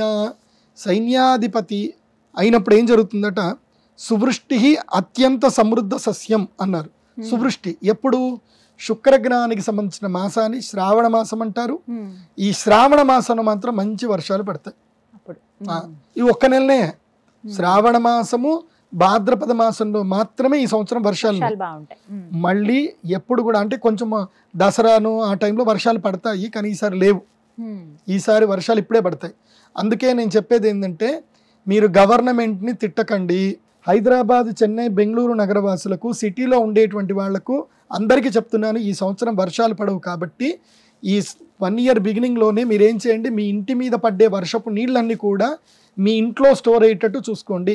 ప్రతి ఇంట్లో 20,000 లీటర్ల నీళ్లు కాపాడుకునేటట్టుగా ప్రయత్నం చేయండి. ప్రతి అపార్ట్మెంట్లో ఉండేటువంటి వాళ్ళు మినిమం 1,00,000 నుంచి 5,00,000 లీటర్ల నీళ్లు కాపాడుకునే ప్రయత్నం మీరు ఇప్పుడే చేసుకోండి. ఎందుకోసం అంటే ఇది బిగినింగ్, క్రోధినామ సంవత్సరం బిగినింగ్. రాబోయే 7 సంవత్సరాల్లోనూ వాటర్ క్రైసిస్ అనేటివి ఏర్పడతాయి. ఇప్పుడు ఆల్రెడీ బెంగళూరులో ఏర్పడింది. బెంగళూరు నుంచి కానీ, చెన్నై నుంచి కానీ సాఫ్ట్వేర్ కంపెనీలన్నీ కూడా తరలి వెళ్ళిపోతున్నాయి. కానీ ఇది ఒక విధంగా మంచి న్యూసే. ఎవరికి మంచి న్యూస్ అంటే, వరంగల్, మహబూబ్ నగరు, నిజామాబాదు, తర్వాత విజయవాడ, రాజమండ్రి, విశాఖపట్నం, అంటే మెట్రోపాలిటన్ సిటీస్ కాకుండా సబర్బన్ సిటీస్ ఏవైతే ఉంటాయో వాటికి మంచిది. నీళ్ళు అక్కడ దొరుకుతాయి కాబట్టి జనాలందరూ అక్కడికి వచ్చేస్తారు. సాఫ్ట్వేర్ కంపెనీలు అక్కడికి వచ్చేస్తాయి. ఎక్కడ నీళ్లు ఉంటే జనాలు అక్కడ ఉండాలి కాబట్టి అక్కడికి వచ్చేస్తారు. కాబట్టి అర్బన్ సిటీలు అన్నీ కూడా పెరుగుతాయి. కానీ మెయిన్గా ఏవైతే మెట్రోపాలిటన్ సిటీస్ ఉన్నాయో అక్కడ జనాలు కష్టాలు పడుతూ బాధలు పడుతూ ఉంటారు. నీటి కష్టాలు ఉంటాయి. ఇది ఈ సంవత్సరం గుర్తుపెట్టుకోండి. కాబట్టి నీటిని కాపాడుకునే ప్రయత్నం చేయండి. ఆల్రెడీ మీకు సుమన్ టీవీలో కూడా చెప్పారు, వాటర్ని ఎలా కాపాడుకోవాలి ఏం కథ అని. సుమన్ టీవీలో వీడియో ఉన్నట్టుంది, అది కూడా చూడండి. ఇక్కడే గచ్చిబౌల్లో ఒక ఇంటిది వీడియో చేసినట్టున్నారు, మీరు ఎవరో చేసినట్టున్నారు. సో వాళ్ళు వర్షపు నీటి మొత్తం సేవ్ చేసుకుంటున్నారు. ఇప్పటి నుంచి ఎవరు ఇల్లు కట్టుకున్నా కింద సెల్లార్లో వర్షపు నీళ్లు మొత్తం సేవ్ ఉండేటట్టు ప్లాన్ చేసుకోండి. అది మాత్రం పక్కా, దాన్ని మర్చిపోవద్దు. ఇది ఇంకోటి ఏం చెప్తున్నారు, నరా స్త్రియా కామరతాహ. నరహ అంటే మగవాళ్ళు, స్త్రియ అంటే ఆడవాళ్ళు, కామరతాహ అంటే కోరికలతోటి గిలగిలలాడి కొట్టుకుంటా ఉంటారనమాట. సో వాళ్ళని వీళ్ళు పరిచయం, వీళ్ళని వాళ్ళని పరిచయం, మల్టిపుల్ రిలేషన్షిప్లో ఉండడము, హనీ ట్రాప్లో గురవ్వడము, డబ్బులు పోగొట్టుకోవడము, ఏడవడాలు, తర్వాత బ్లాక్మెయిల్ చేయడాలు, ఇవన్నీ కూడా జరుగుతాయి. నరాస్త్రియా కామరతాహ ప్రవృత్తాహ అని చెప్పారు. సో ఇది ఈ సంవత్సరం లక్షణం ఇది. కాబట్టి జాగ్రత్తగా ఉండండి. ముఖ్యంగా ఎక్కడో మీ అమ్మ నాన్న మిమ్మల్ని మీరు అద్భుతంగా మీరు జీవితాలు గడుపుతారు, మీరు కెరియర్ ఎస్టాబ్లిష్ చేసుకుంటారని వాళ్ళ జీవితాల్ని తాకట్టు పెట్టి మిమ్మల్ని ఇక్కడికి పంపిస్తే మీరు ఇక్కడ హాస్టల్లో ఉండి టిక్ టాక్లు, ఇన్స్టా రీల్స్, ఆ వైరల్ ఈ వైరల్ అని చేసుకుంటూ జీవితాలు పాడు చేసుకోకండి. సీరియస్గా చదువుకోండి, మంచి ఉద్యోగాలు తెచ్చుకోండి. కాకపోతే ప్రకృతి అయితే ఇప్పుడు అట్లాగే ఉంది, జాగ్రత్త. నెక్స్ట్, సస్యాధిపతే కుజస్య ఫలం. కుజుడు సస్యాధిపతి అయ్యాడు. దీని యొక్క ఇదేంటి, సృష్టి సర్పదేశేషు సమృద్ధాశ్చ కణాదయ సమృద్ధాశ్చణకాదయ రక్తభూమి సుఫలిత పూర్వసస్యాధిపే కుజే. అంటే సువృష్టి సర్వదేశేషు. సువృష్టి సర్వదేశేషు అంటే వర్షం బాగా పడుతుంది. ఎక్కడైతే ఎర్ర నీళ్ళలు ఉన్నాయో, ఎక్కడైతే పర్వత ప్రాంతాలు ఉన్నాయో, ఎక్కడైతే శివుణ్ణి అత్యంత ప్రీతిగా పూజిస్తారో, ఎర్ర నీళ్ళలు ఎక్కడైతే ఉంటాయో అక్కడ మంచి వర్షాలు పడతాయి. అది కాకుండా ఈ సంవత్సరము ఏవేపు అంటే ద్విదళ ధాన్యాలు బాగా పండుతాయి. అంటే కందిపప్పు, పెసరపప్పు, మినుప్పప్పు ఇవి బాగా పండుతాయి. అయినా సరే దుర్మార్గులు ఎక్కువ ఉంటారు కదా, శని మంత్రి అయ్యాడు కదా, కాబట్టి వాళ్ళందరూ దాచుకొని రేటు మాత్రం పెంచుతారు. సో ఈ సంవత్సరము కందిపప్పు ధర 3% పెరుగుతుంది. అన్ని పప్పు దినుసుల ధరలు 3% పెరుగుతాయి. ఇది జాగ్రత్త. ముఖ్యంగా చెనకాదేహ శనగపప్పు ధర బాగా పెరుగుతుంది. ఎందుకోసం అంటే పబ్లిక్కి బయటకు వెళ్ళి తినడం ఇష్టం ఉంటుంది కాబట్టి ఎక్కువగా శనగపిండికి సంబంధించి తింటారు కాబట్టి ఈ మురుకులు, శనగలు, బజ్జీలు, తర్వాత ఇంకేమేమో ఉంటాయి కదా స్నాక్స్ అవి ఉంటాయి కదా, ఇవన్నీ శనగపప్పువే. సో ఇన్స్టెంట్ ఫుడ్ అంతా కూడా శనగపప్పే. కాబట్టి ఇన్స్టెంట్ ఫుడ్ ఒక గోపాల్ కంపెనీ అని చెప్పి ఐపీఓకి వచ్చింది first time. So stock market లో లీడ్ అయ్యింది. కాబట్టి శనగపప్పుకి ఎంత డిమాండ్ ఉందో పబ్లిక్ అర్థం అవ్వడం వలన అందరు ఫాస్ట్ ఫుడ్ సెంటర్లు రన్ చేయడం వలన శనగపప్పుకు డిమాండ్ పెరుగుతుంది. కాబట్టి ఈ సంవత్సరం శనగపప్పు ధర 10% పెరుగుతుంది. ధర ఇప్పుడు ఎంత ఉందో అంతకు 10% ధర అయితే పప్పుల ధరలు పెరుగుతాయి. ఇక ధాన్యాధిపతే రవస్య ఫలం. రవి ధాన్యాధిపతి అయ్యాడు కాబట్టి చెప్పాను కదా, అరికలు సిరిధాన్యాలు బాగా పండుతాయని చెప్పాను కదా, అదే ఇక్కడ చెప్తున్నారు. మధ్యవృష్టి ఫలం స్వల్పం అనర్గం చ మహతో భయం రక్తసస్యాది జాయంతే సూర్యే ధాన్యాధిపే సతి. సూర్యుడు ధాన్యాధిపతి అయితే రక్తసస్యాది జాయంతే అంటే ఎర్రటి ఏవైతే పదార్థాలు ఉంటాయి, ముఖ్యంగా పుష్పాలు, ఫలాలు మంచిగానే వికసిస్తాయి, కానీ ధాన్యాలు మాత్రం సరిగ్గా రావు. ఈ సంవత్సరం గోధుమల ధర ఇంకా పెరుగుతుంది. గోధుమల ధర కూడా 3% నుంచి 7% వరకు పెరిగే అవకాశం ఉంటుంది. అదేవిధంగా ఈ సంవత్సరం ఏం జరుగుతుంది, గర్భపాత లక్షణం అని జరుగుతుంది. ఇది బాగా అద్భుతంగా గుర్తుపెట్టుకోండి, సేవ్ చేసుకోండి. ఇప్పుడు ఇది చెప్పేది పర్జన్య గర్భ లక్షణం అంటారు, పర్జన్య గర్భపాత లక్షణం అంటారు. అంటే మేఘము పూర్తిగా ఏర్పడక ముందు, ఒక మేఘం ఏర్పడడానికి 195 దినశతి అంటే 195 రోజులు పడుతుంది. ఇది మధ్యలోనే పగిలిపోతుంది, అప్పుడు ఎర్రటి రక్తధారలు పడతాయి.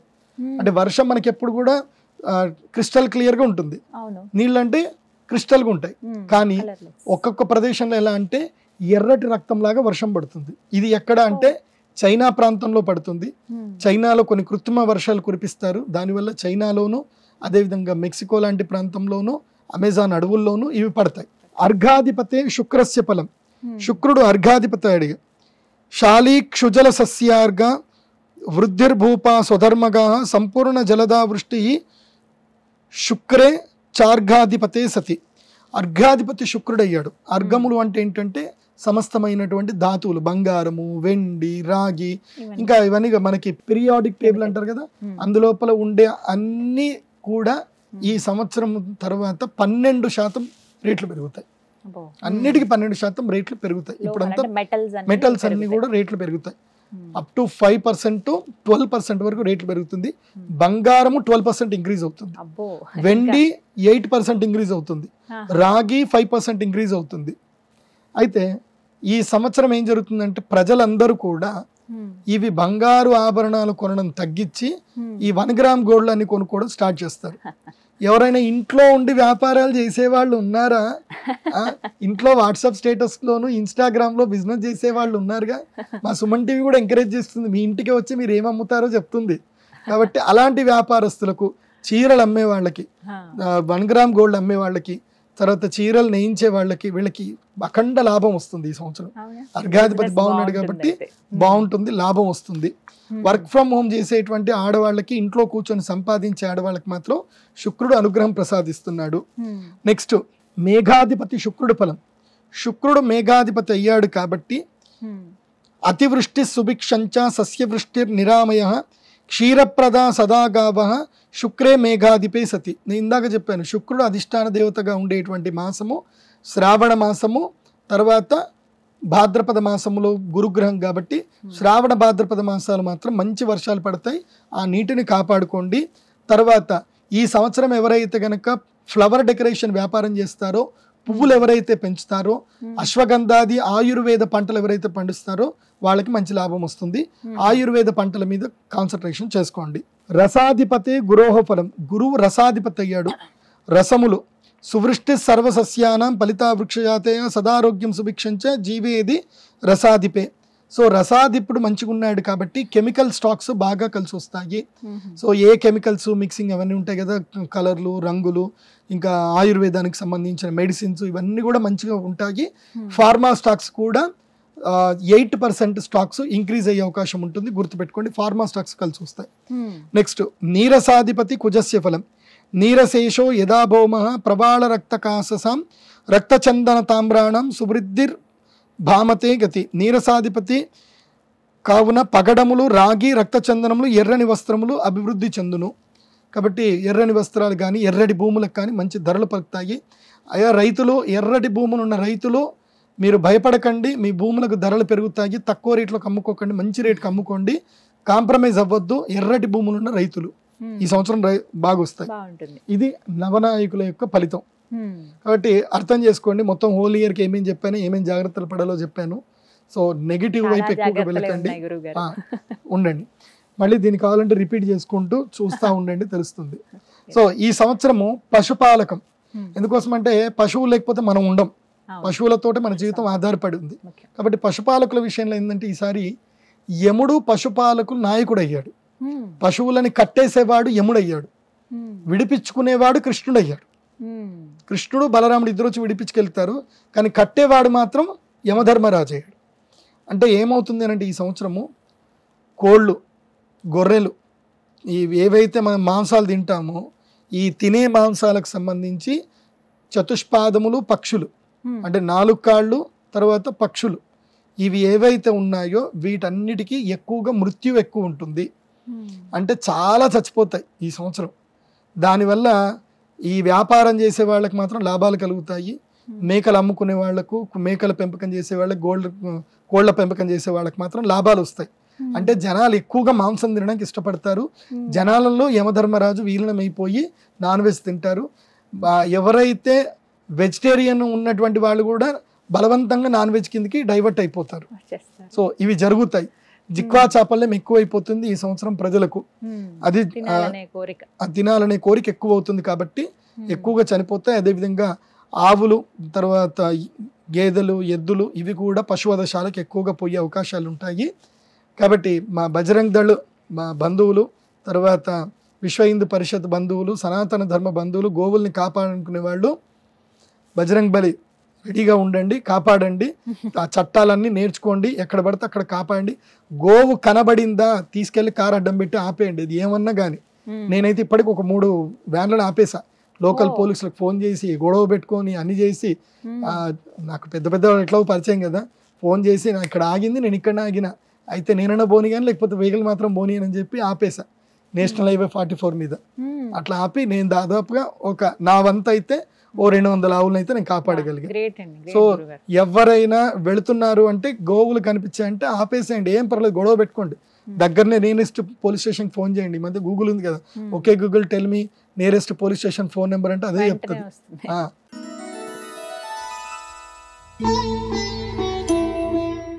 గురుగారు, మరి ఈ క్రోధినామ సంవత్సరంలో వర్షాలు ఏ విధంగా ఉన్నాయి? బాగానే పడతాయి అంటారా? ఎందుకంటే వాటిపైనే ఆధారపడింది ప్రతి ఒక్క పంట కూడాను. ఈ సంవత్సరములో వర్షాలు తక్కువగా ఉన్నాయి, తక్కువ వర్షం, ఎక్కువ వర్షపాతం లేదు. ఉన్న నీటిని కాపాడుకునే ప్రయత్నం చేసుకోండి ప్రభుత్వాలు, ప్రజలు. వర్షపు నీటిని ఒడిసి పట్టడం మర్చిపోవద్దు. ఈ సంవత్సరం వర్షాలు ఎక్కడెక్కడ పడతాయో చెప్తాను వినండి. 10 భాగములు సముద్రం పైన, అంటే వర్షపు నీళ్లు ఒక 20% వచ్చాయనుకుందాం, అంటే 100% ఎప్పుడు వర్షం పడదు. ఎందుకోసం అంటే మిగతా నీళ్ళన్నీ కూడా మనకి మేఘాల రూపంలో, తర్వాత ఇవి మంచు రూపంలో ఉండిపోతాయి. 20% మాత్రమే మనకి మంచినీళ్ళు దొరుకుతాయి భూమిపైన. సో ఆ 20%లో వర్షాలు పడే 20%లో 10% పోయి సముద్రంలోనే వర్షం పడుతుంది. అంటే 20లో సగానికి సగము సముద్రంలోనే వర్షం పడుతుంది. కాబట్టి ఆ నీళ్లు మనకు కాదు, మనకి మంచి ఆక్సిజన్ రావడానికి సముద్రంలో మంచినీళ్ళు పడాలి. అలా పడితేనే చేపలకు వాటికి బాగుంటుంది. కాబట్టి అది మనకు మంచిదే. ఎందుకోసం అంటే నేచర్ని బ్యాలెన్స్ చేయాలంటే సముద్రం బాగుండాలి. కాబట్టి సముద్రంలో 10% నీళ్లు పడిపోతాయి. ఇక మిగతా 7% ఎక్కడ పడతాయి అని అంటే ఇవి పర్వతముల పైన పడతాయి. ఎందుకోసం అంటే పర్వతాల మీద నీళ్లు పడితేనే మనకి నదులు వస్తాయి. నీళ్లు రెగ్యులర్గా పర్వతాల నుంచే పుడతాయి కదా. కాబట్టి 7% నీళ్లు పర్వతాల మీద పడతాయి. అది కూడా వెస్టర్న్ ఘాట్స్, అంటే పశ్చిమ భాగంలో ఉండేటువంటి కేరళ, పూణే, గోవా, అటుపైన గుజరాత్, ఈ ప్రాంతంలో మంచి వర్షాలు పడతాయి. మహారాష్ట్ర, కేరళ, గోవా అక్కడ మంచి వర్షాలు పడతాయి. 7% వర్షాలన్నీ కూడా పర్వత ప్రాంతంలోనే పడతాయి. వింధ్య పర్వతాలు, అక్కడక్కడ పడతాయి. సో మన ఆంధ్రప్రదేశ్లో మాత్రం పర్వతాలకి గుండు కొడుతున్నారు. సో దయచేసి పర్వతాలకు గుండు కొట్టకండి. గుండు కొడితే అది కూడా నేల అనుకుని వర్షం పడ్డం మానేస్తుంది. కాబట్టి పర్వతాలకు గుండు కొట్టకుండా ఉంటే మంచిది. సో ఎక్కడెక్కడైతే పర్వతాలు ఉంటే అక్కడ వర్షం పడుతుంది. దానివల్ల గిరిజన వాసులకు మేలు జరుగుతుంది. తర్వాత ఆర్గానిక్ పంటలు పండించే గిరిజన వాసులకు మాత్రం ఈ సంవత్సరం మేలు జరుగుతుంది. సో సిటీ నుంచి కారు వేసుకొని మన శ్రీకాకుళము, విజయనగరము, తర్వాత భద్రాచలం దగ్గర ఉండే సంతలకి హైదరాబాద్ వాళ్ళు వెళ్తారు. 7% పర్వతాల మీద పడుతుంది. ఇక మన భూమి మీద అంటే ఎవరైతే వేస్ట్ ఎక్కువ చేస్తారో ఆ ప్రాంతంలో అంటే మంచినీళ్ళన్నీ ఏది నాలా లోపలికి వెళ్ళిపోయే ప్రదేశం లోపల మాత్రం దేవుడికి ఇష్టం లేదు. అందుకోసం ఏం చేశారంటే ఒరే నేను ఇచ్చే మంచినీళ్ళు మీరు అంతా పాడు చేసుకుంటున్నారని చెప్పి 2% మాత్రమే, ఓన్లీ 2% మాత్రమే సిటీలలో చదును నేల ప్రాంతం మీద 2% మాత్రం వర్షాలు పడతాయి. అంటే ఈసారి వర్షములు భగవంతుడు నిర్ణయం చేశాడు, ఎక్కడ పడించాలో ఆయన అక్కడే పడిస్తున్నాడు. 17% మనుషులు లేని చోట, 2% మాత్రమే మనుషులు ఉండే చోట ఇది వర్షం పడుతుంది. కాబట్టి మనం ప్రకృతిని ఆరాధించకపోతే ఇలాగే జరుగుతుంది. మనకి ఉన్న భూమిలో ఉన్న నీళ్ళన్నీ మనం బోరేసి లాక్కుంటున్నాం కదా. మరి ఆ బోర్లో నీళ్ళు రావాలంటే ఏం చేయాలంటే ఎక్కడో పర్వతాల్లో పడితే తప్ప రావు, నీటి దారాలు రావాలి. కాబట్టి నీటి దారాలని కాపాడుకోండి, నీటిని కాపాడుకోండి. ఊకే పంచాంగ శ్రవణం అంటే ఏదో చెప్పుకుంటూ వెళ్ళిపోవడం కాదు, మీకు నేను మంచి చెప్పాలి. కాబట్టి రెయిన్ వాటర్ ని ప్రొటెక్ట్ చేసుకునే ప్రయత్నం ప్రతి ఒక్కరు చేయాలి, ప్రతి ఒక్కరి బాధ్యత అది గుర్తుపెట్టుకోండి. మీరు ప్రతి ఒక్కరు కూడా సలహాలు ఇస్తూ ఉంటారు, మరి ముఖ్యంగా రైతుల విషయంలో గురువు గారు మీరు గత సంవత్సరం చెప్పినవి కానీ అంతకు ముందు చెప్పినవి కానీ అవి నిజమయ్యాయి.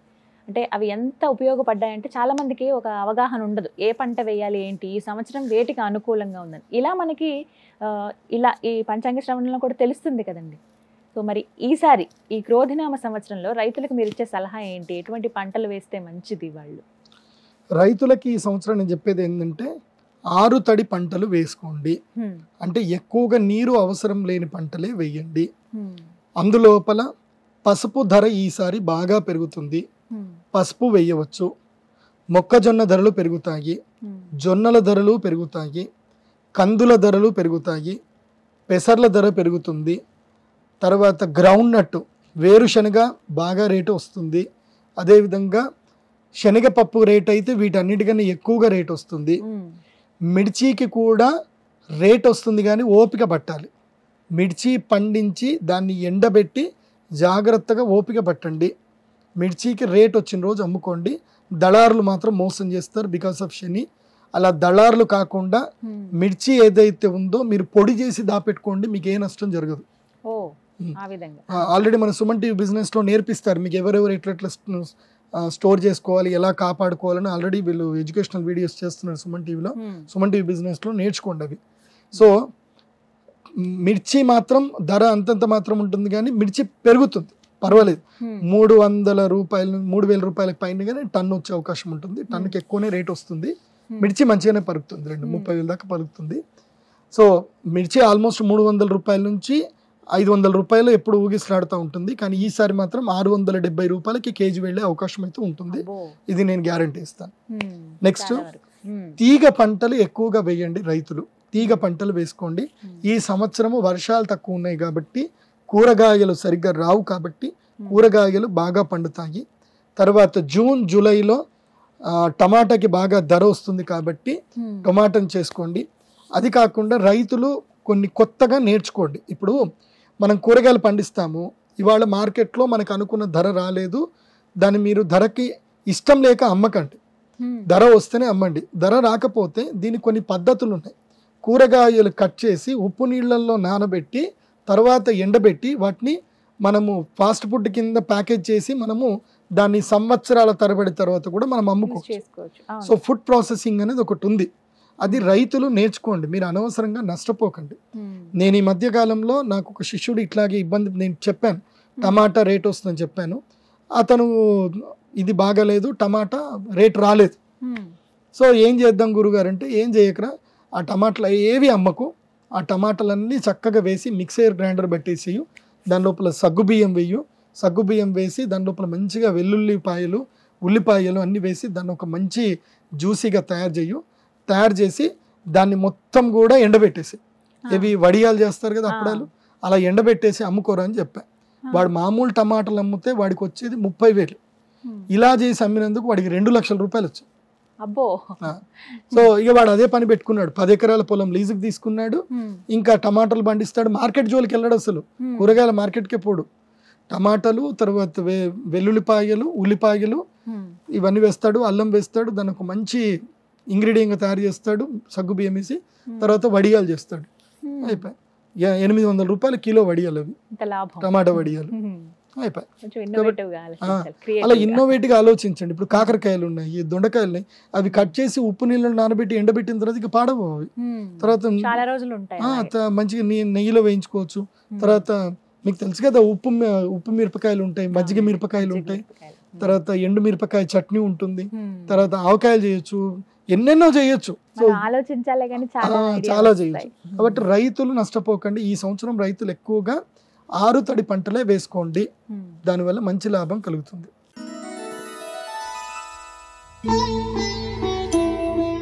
ప్రతి సంవత్సరం గురువుగారు ఏదో అనుకోని విపత్తులు సంభవిస్తూనే ఉంటాయి. అప్పుడు అనుకుంటాం ఈ సంవత్సరం ఇదే రాసి పెట్టుందేమో అన్నట్టుగా. మరి ఈ క్రోధినామ సంవత్సరంలో ఏమన్నా విపత్తులు ఉన్నాయా? క్రోధినామ సంవత్సరం, క్రోధం అంటేనే పెద్ద విపత్తు. సో దేశాల అధిపతులు కొట్లాడుకుంటారు. ఈ సంవత్సరం అమెరికాలో ప్రభుత్వం మారుతుంది. అమెరికాలో ప్రభుత్వం మారిన వెంటనే కొన్ని విధి విధానాలు తీసుకుంటుంది.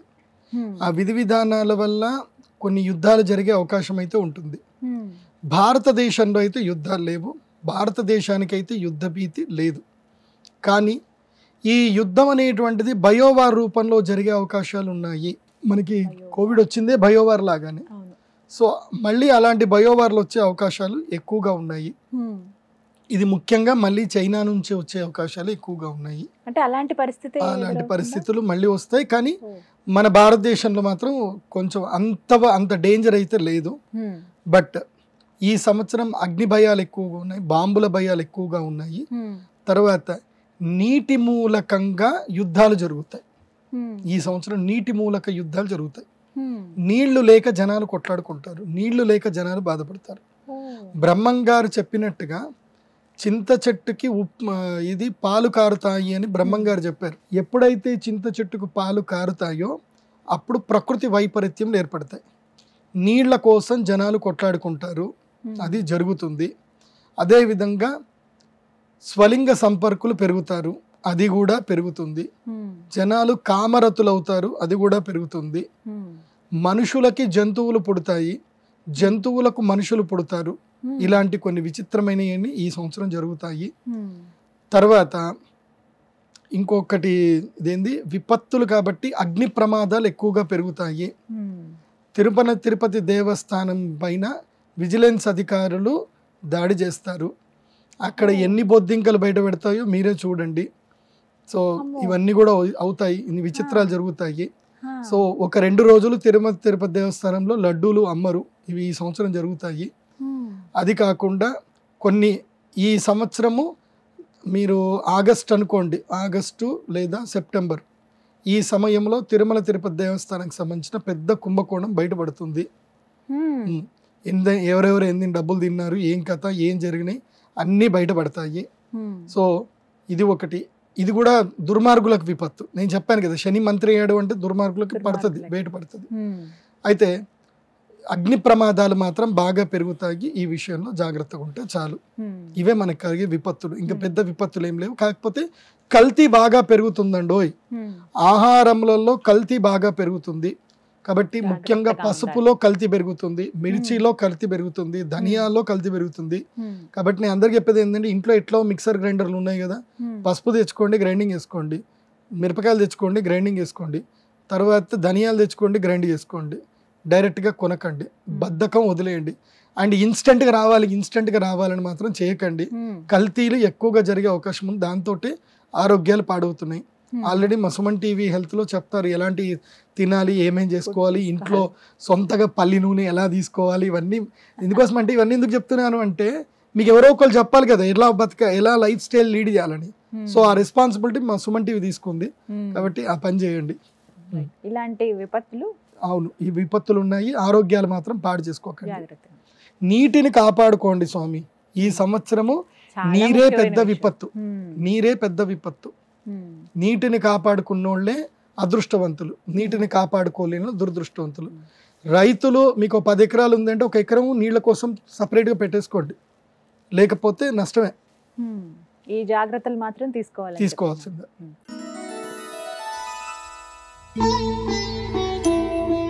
ఇందాక మాటల్లో అన్నారు గురుగారు, ఎన్నికలు గురించి ప్రస్తావన వచ్చింది. అమెరికాలో ఎన్నికలు ఉన్నాయి, అలాగే భారతదేశంలో సార్వత్రిక ఎన్నికలు జరగబోతున్నాయి. ఎలా ఉండబోతోంది రాజకీయ పరంగా? ఏమైనా మార్పులు మనం చూస్తామా? ఆ ప్రభావం ఎలా ఉంటుంది ఈ సంవత్సరం? ఈ సంవత్సరము కుజుడు అధిపతి అయ్యాడు కాబట్టి భారతదేశంలో రాజకీయ సుస్థిరత మాత్రం ఉంటుంది. భారతదేశంలో ప్రజలు తలెత్తుకొని తిరిగేంత గొప్ప స్థాయికి వెళ్ళే అవకాశాలు ఎక్కువగా ఉన్నాయి. భారతదేశంలో ఉండే కరప్షన్ దాదాపుగా ఎండ్ అయిపోతుంది. భారతదేశంలో ఇంకా అల్లకల్లోలాలు ఏవి ఉండవు. అందరికీ అల్లరి మూకలకు భయం ఏర్పడుతుంది. భారతదేశంలో నరేంద్ర మోదీ గారి ప్రభుత్వము, బీజేపీ ఎన్డీఏ ప్రభుత్వం ఏదైతే ఉందో 358 సీట్లతోటి మళ్ళీ పునః ప్రభుత్వాన్ని ఏర్పాటు చేస్తుంది. బీజేపీకి అయితే 270 వరకు బీజేపీకి సీట్లు వస్తాయి. 70 నుంచి 290 వరకు బీజేపీ సీట్లు వస్తాయి. మిగతాయి ఎన్డీఏ అలయన్స్ ఉంటుంది. కాకపోతే ఈసారి ఎన్డీఏ అలయన్స్లో కొన్ని పొత్తులు ఎక్కువ అవ్వడం మూలాన మోదీ గారి ప్రభుత్వానికి కొంచెం తలనొప్పులు ఎక్కువగా ఉంటాయి. ఎందుకోసమంటే జంపింగ్ రాయిలు ఎక్కువగా ఉంటారు కాబట్టి ఈ సంవత్సరం ఏంటంటే ఒక 30 మంది తోటి మెజారిటీ ఉంటుందన్నమాట. 30 మంది మెజారిటీ మాత్రమే వచ్చే అవకాశం ఉంటుంది. ఆ 30 మందిని కాపాడుకోవడానికి ఎప్పుడూ ప్రయత్నం చేయాల్సింది ఉంటుంది. ఇది కొంచెము బాధాకరమైన విషయము. కానీ మన చేతిలో ఉంది. ముందుగానే భవిష్యత్తు జ్యోతిష్యం చెప్తుంది. సో జ్యోతిష్యం అంటే ఏంటంటే అద్దం లాగా, అద్దం చూపిస్తుంది, నీ ముఖం ఎలా ఉందో చూపిస్తుంది. సో నువ్వు మంచిగా అందంగా మేకప్ చేసుకుంటే నువ్వు బాగుంటావు. సో అద్దం మేకప్ చేయదు, జ్యోతిష్యం మేకప్ చేయదు. ఎలా ఉండబోతుంది అని నేను చెప్పింది వాస్తవం. దీన్ని మార్చే శక్తి మీ దగ్గర ఉంది, మీ దగ్గరనే ఉంది మార్చే శక్తి. ఎలా మార్చుకుంటారో మీ ఇష్టం. సో కానీ సెంట్రల్లో మాత్రం గవర్నమెంట్ ఏమి చేంజ్ అవ్వదు, ఇదే గవర్నమెంట్ కంటిన్యూ అవుతుంది. దీనివల్ల భారతదేశము భవిష్యత్తులో ఇంకొక 3-4 సంవత్సరాల తర్వాత 3వ ఆర్థిక దేశంగా, ప్రపంచంలోనే 3వ ఆర్థిక దేశంగా భారతదేశం ముందుకెళ్తుంది. సో ఇందులోపల ఏ సందేహం లేదు, భారతదేశం మాత్రం పురోభివృద్ధి అవుతుంది. అయితే అమెరికా దేశంలో మాత్రం ప్రభుత్వం మారుతుంది. ఆ ప్రభుత్వం మారడం వలన మంచి పురోగతి అమెరికా దేశం వెళుతుంది. అమెరికా డాలర్ ఇప్పుడు ఏదైతే 82-83 రూపాయలు ఉందో భవిష్యత్తులో 86 రూపాయలకు రీచ్ అయ్యే అవకాశం ఉంటుంది. డాలర్ ధర పెరుగుతుంది. అయితే మన భారతదేశానికి కూడా రూపీ వాల్యూ కూడా పెరిగే అవకాశం ఉంటుంది. రూపీ వాల్యూ ఏం పడిపోదు. ఎందుకోసం అంటే దాదాపు ఇప్పటికే 37 దేశాల్లో మన భారత రూపీ చలామణిలో ఉంది. ఇంకా ఒక 20-30 దేశాలు యాడ్ అవుతాయి. సో భారతదేశం యొక్క రూపీ ప్రపంచాన్ని శాసించే స్థాయికి అయితే ఎదుగుతుంది. ఇది అందరికీ సంబంధించిన గుడ్ న్యూస్. ఇది ఈ విషయంలో కాస్త మంచిది. సో ప్రభుత్వం లోపల ఒక్కటే, కేరళ ప్రభుత్వం, కేరళ రాష్ట్రం నుంచి, అదేవిధంగా వెస్ట్ బెంగాల్ నుంచి కానివ్వండి, అదేవిధంగా హర్యానా, పంజాబు, రాజస్థాను, ఈ ప్రాంతాల నుంచి, తమిళనాడు ప్రాంతంలో నుంచి, ఆంధ్రప్రదేశ్లో ఉండే ఒక 4 కొన్ని స్థానాల నుంచి మాత్రమే స్థానాలు కోల్పోయే అవకాశం ఉంటుంది. అంటే ఇవి ప్రతికూలంగా కాంగ్రెస్ ప్రభుత్వానికి అనుకూలంగానూ వచ్చే అవకాశాలు ఎక్కువగా ఉంటాయి. సో ఇది కొంచెం ఈసారి హోరాహోరీగానే ఉంటుంది. కానీ మోదీ గారి ప్రభుత్వమే ఎస్టాబ్లిష్ అయితే అవుతుంది. వాళ్ళకి మాత్రం కొంచెం తలనొప్పి ఉంటుంది. ఎవరు ఆశావహుల నుంచి, స్వార్థపరుల నుంచి వాళ్ళని కూడా కన్విన్స్ చేయాల్సి వస్తుంది. ఎందుకోసమంటే డబ్బులు ఇస్తే మేము జంప్ అవుతాం అనేటోళ్ళు కొంతమంది ఉంటారు. అలాంటి వాళ్ళని కన్విన్స్ చేయడమో, భయపెట్టడమో ఏదో చేయడం ఉంటుంది. అదైతే జరుగుతుంది. ఇవైతే జరుగుతాయి.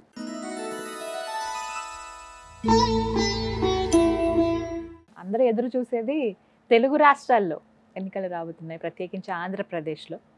ఇక తెలంగాణలో ఎంపీ ఎలక్షన్స్ ఉన్నాయి. ఎలా ఉండబోతోంది, ఎవరు గెలుస్తారు, ఈ అంచనాల మీద అంచనాలు, బెట్టింగ్లు ఇవన్నీ ఎప్పుడు సాగుతూనే ఉంటాయి. అసలు జ్యోతిష్యం ఏం చెప్తోంది ఈ సంవత్సరం, క్రోధినామ సంవత్సరంలో ఏ విధంగా ఉండబోతుంది? జ్యోతిష్యం ఏం చెప్తుందో నేను చెప్తాను, కానీ ప్రదీప్ జోషి చెప్పాడని నా పేరు పెట్టుకొని మాత్రం బెట్టింగ్లు మాత్రం కట్టకండి. నేను దానికి విరుద్ధం. బెట్టింగ్లు నా పేరు చెప్పుకొని మాత్రం కట్టి మళ్ళీ ఏమో జరిగిందని చెప్పి నన్ను తిట్టకండి. నేను ఎప్పుడైనా ప్రజలకు ఏది మేలు జరుగుతుందో అదే చెప్తాను. ఈ సంవత్సరము ఆంధ్రప్రదేశ్ రాష్ట్రంలో ప్రభుత్వము తప్పకుండా మారుతుంది. ప్రభుత్వం మారే అవకాశాలు ఉన్నాయి. అయితే మధ్యలో నేను అనుకున్నది ఏంటంటే కనుక, నేను లాస్ట్ టైం సుమన్ టీవీతో ఇంటర్వ్యూ చేసినప్పుడే చెప్పాను, ఆంధ్రప్రదేశ్ రాష్ట్రం యొక్క పరిస్థితి ఏంది, ప్రజలు బాగుపడాలంటే ఏం చెయ్యాలి అని అడిగినప్పుడు నేను చెప్పాను, చంద్రబాబు నాయుడు గారు తెలుగుదేశం పార్టీ నాయకులు వీరు కాంగ్రెస్ పార్టీతో కలవకూడదు, కలిస్తే నెక్స్ట్ ఓడిపోతారు అని చెప్పాను. నేను చెప్పినట్టుగా వారు నా మాట విన్నారు. కాంగ్రెస్ పార్టీతో పొత్తు లేదు, బీజేపీతో పొత్తు కుదుర్చుకున్నారు. అట్లాగే పవన్ కళ్యాణ్ గారికి కూడా నేను సలహా ఇచ్చాను, మీరు ఎలక్షన్లో వెళితే సపోర్ట్ చేసి బీజేపీ తోటి కలిసే వెళ్ళండి, టీడీపీ వస్తే వాళ్ళని కూడా కలుపుకొని వెళ్ళండి, కానీ ఒంటరికి వెళ్ళొద్దు అని చెప్పాను. అన్నట్టుగానే మేము ఇచ్చిన సలహాలు సూచనల ప్రకారము ఇటు భారతీయ జనతా పార్టీ, ఇటు తెలుగుదేశం పార్టీ, ఇటు జనసేన ముగ్గురు కూడా కలిసి పోటీ చేస్తున్నారు, సంతోషం. కానీ ఒక దగ్గర వీళ్ళు మిస్ అయ్యే అవకాశం ఉంటుంది. మన దగ్గర ఏంటంటే గనక ఆంధ్రప్రదేశ్లో ఓటు శాతము 62% మాత్రమే ఓట్లు పడతాయి. 100 మంది ఓట్లు వెయ్యరు. 10లో 6, 7 మాత్రమే ఓట్లు వేస్తారు. అందులోపల ఆ 62%లో 34% బిలో పావర్టీ వాళ్ళే. దాదాపు అందరూ బిలో పావర్టీ, 34% ఓటేసేవాళ్ళు. బెంచ్ కార్లో వెళ్ళే వాళ్ళు లైన్లో నిల్చొని ఓట్లు వేస్తారని మాత్రం నేను నమ్మను. వాళ్ళ ఎవరొస్తే మనదే ముందులే, మనకి ఎవరు వచ్చినా వాళ్ళ దగ్గరికి వెళ్తాము, పువ్వులు ఇస్తాం, ఫోటోలు దిగుతాం, పని చేయించుకుంటాం, మనకి ఎవరు వస్తే మనకేం పని, మనకి ఓటేయాల్సిన అవసరం లేదు అనుకునే దుర్మార్గులు కొంతమంది ఉంటారు. సో వాళ్ళని పక్కన పెడదాం, వాళ్ళు ఆ 30%లో ఉంటారు, వాళ్ళని పక్కన పెడదాం. అయితే వైఎస్ఆర్సీపీ గవర్నమెంట్ ప్రకారము జగన్మోహన్ రెడ్డి గారి యొక్క ప్రభుత్వ హయాంలో వీరేం చేశారు అంటే వాలంటరీ వ్యవస్థను పెట్టి 26% ఎవరైతే ఈ ప్రజలు ఉన్నారో వీళ్ళందరికీ డబ్బులు ఇచ్చారు. పేదలు అని వాళ్ళందరికీ అకౌంట్లో డబ్బులు అయితే పంపించారు. మరి వీళ్ళ మనస్తత్వాన్ని మనం మార్చగలుగుతామంటే మార్చలేము. అంటే 26% ఓట్లు అయితే వాళ్ళకైతే ఉన్నాయి. ఇంకెంత మిగిలింది? 32%లో 26% పోయింది అని అంటే మిగిలేదంతా 4, 2, 6 ప్లస్ 36% ఉంది. 36%కి 24%కి తేడా ఎంత ఉంది చూడండి. సో ఇక్కడ కొంచెము గట్టిగానే వారు ఉంటుంది. నేను ఒక సలహా ఇస్తాను, తెలుగుదేశం పార్టీ మళ్ళీ గవర్నమెంట్ ఎస్టాబ్లిష్ చెయ్యాలి అని అంటే మీరు ప్రత్యంగిరాదేవి సంబంధించి బగళాముఖి, చిన్నమస్తా, అదేవిధంగా రాజమాతంగి ఇవి తప్పకుండా పూజలు చేయించుకోండి, లేకపోతే వైఎస్ఆర్సీపీ గవర్నమెంట్ వస్తుంది. ఎందుకు వస్తుందని చెప్తాను వినండి. మాకు తెలిసి వైఎస్ఆర్సీపీ గవర్నమెంట్ గురించి అని చెప్పి యాగాలు చేసే ఒక టీం ఉంది. ఆ టీము లాస్ట్ ఇయర్ యాగాలు చేసినందుకే ప్రజలు సమ్మోహితులైపోయి ఓట్లు వేసేసారు. కోపంతో ఓట్లు వేస్తారు ప్రజలు. నిజంగా ప్రేమతోటి కొంతమంది ఓట్లేదు, కోపంతో ఓట్లేస్తారు. అది ఎందుకు జరిగింది అని అంటే వాళ్ళు రాజమాతంగి తంత్రం, రాజశ్యామల చేశారు. మనం చూస్తే చంద్రబాబు నాయుడు గారు పరమ నాస్తికుడు. ఆయన నేను దేవుణ్ణి నమ్మనంటాడు. మరి ఇప్పుడైనా చంద్రబాబు నాయుడు గారికి నేను చెప్పేది ఏంటంటే దేవుణ్ణి నమ్మండి, అమ్మవారిని నమ్మండి, యాగాలు చేయించండి. మీరు ప్రజలకేదో జరుగుతుంది ఓట్లేస్తాము అని చెప్పి మీ అందరికీ జైగొట్టిన ద లాస్ట్ మూమెంట్ తారుమారయ్యే అవకాశం ఉంటుంది. ఎందుకోసం అంటే ప్రకృతి అమ్మవారు ఎవరు ఆరాధిస్తే వాళ్ళని ఆమె అనుగ్రహిస్తుంది. ఎందుకోసం అంటే అమ్మవారి యొక్క మణిద్వీపంలో రాక్షసులకు కూడా స్థానం ఉంది. సో ఎవరు అమ్మవారి ధ్యానం చేస్తే వాళ్ళకి ఇచ్చేస్తుంది అమ్మనే. కొడుకు చెడ్డోడు అనుకోదు, వాడు మంచిగా చేస్తాడులే, ఎవడుకో పెడుతున్నాడు కదా అని ఇచ్చేస్తుంది అమ్మ. కాబట్టి మీ అందరికీ చెప్పేది ఒకటే, తెలుగుదేశం ప్రజా నాయకులకు కానీ అదేవిధంగా జనసేన వారికి కూడా చెప్పేది ఏంటంటే తప్పకుండా మీరు రాజశ్యామల యాగాలు అవి చేయించుకోండి, చేస్తేనే మీరు గెలుస్తారు, లేకపోతే పోతుంది. కానీ నా వరకు నేను కూర్చొని అనాలిసిస్ చేసిన దాని ప్రకారము నాకు తెలిసి ఈ 175 సీట్లు ఏవైతే ఉన్నాయో ఇందులోపల ఇప్పుడున్నటువంటి పొత్తుకు సంబంధించిన ప్రభుత్వానికి 67% సీట్లు వస్తాయి. 67% వాళ్ళకి సీట్లు వస్తాయి. 67% సో 53 నుంచి 67% వరకు వస్తుంది. 53 అయితే కన్ఫర్మ్. అయితే ఇక్కడ ఒక చిన్న పొరపాటు జరగబోయే అవకాశాలు ఉన్నాయి. ఇంకా ఏముందండి? ఏమున్నాయి అని అంటే గుర్తుపెట్టుకోండి, ప్రజలకి పొత్తుల గురించి పెద్దగా తెలియదు. ఎవరికైతే మామూలు అంటే వాళ్ళకి చదువుకొని ఉండరు, చాలా మందికి తెలియదు. పోవాలా, వాళ్ళ ఫ్రెండ్స్ వాళ్ళ నాయకులు కొంతమంది చెప్తారు పోయి దాన్ని నొక్కాలంటే పోయి వాళ్ళు నొక్కేసి వచ్చేస్తారు, వాళ్ళకి పెద్దగా తెలియదు. సో ఇది పొత్తు గురించి కూడా వాళ్ళకి తెలియదు. సో ఇక్కడ నేను టీడీపీ పోటీ చేస్తే కొంతమందికి సైకిల్ అంటేనే ఇష్టం, వాళ్ళు పోయి చూస్తారు, ఆడ సైకిలే కనపడదు, సైకిల్ లేదు నేను ఏం చేయాలని చూస్తారు. సో వాళ్ళకి మీరు నేర్పియండి, మన దగ్గర సైకిల్ కనపడది, ఇది నొక్కండి అని చెప్పండి. ఈ ఫ్యాన్ ఎట్లాగూ ఉంటుంది, అన్ని 170 షర్ట్ ఎట్లా ఫ్యాన్ ఉంటుంది, కానీ ఒక చోట పువ్వు ఉంటుంది, ఒక చోట గ్లాస్ ఉంటుంది, ఒక చోట సైకిల్ ఉంటుంది. సో ఎక్కడ పువ్వు నొక్కాలి, ఎక్కడ గ్లాస్ నొక్కాలో నేర్పియండి. నేర్పియలేదు అనుకోండి, సైకిల్ కనిపించలేదు నేను ఫ్యాన్కే ఎత్తాను వేసాను అనుకోండి, మీ ఇష్టం అది. సో కానీ ఫ్యాన్ అయితే తిరిగే అవకాశాలు ఎక్కువగా ఉంటాయి, గాలి అయితే వీస్తుంది. కాకపోతే ఫ్యాన్కి 48% అయితే అవకాశాలు అయితే ఉన్నాయి.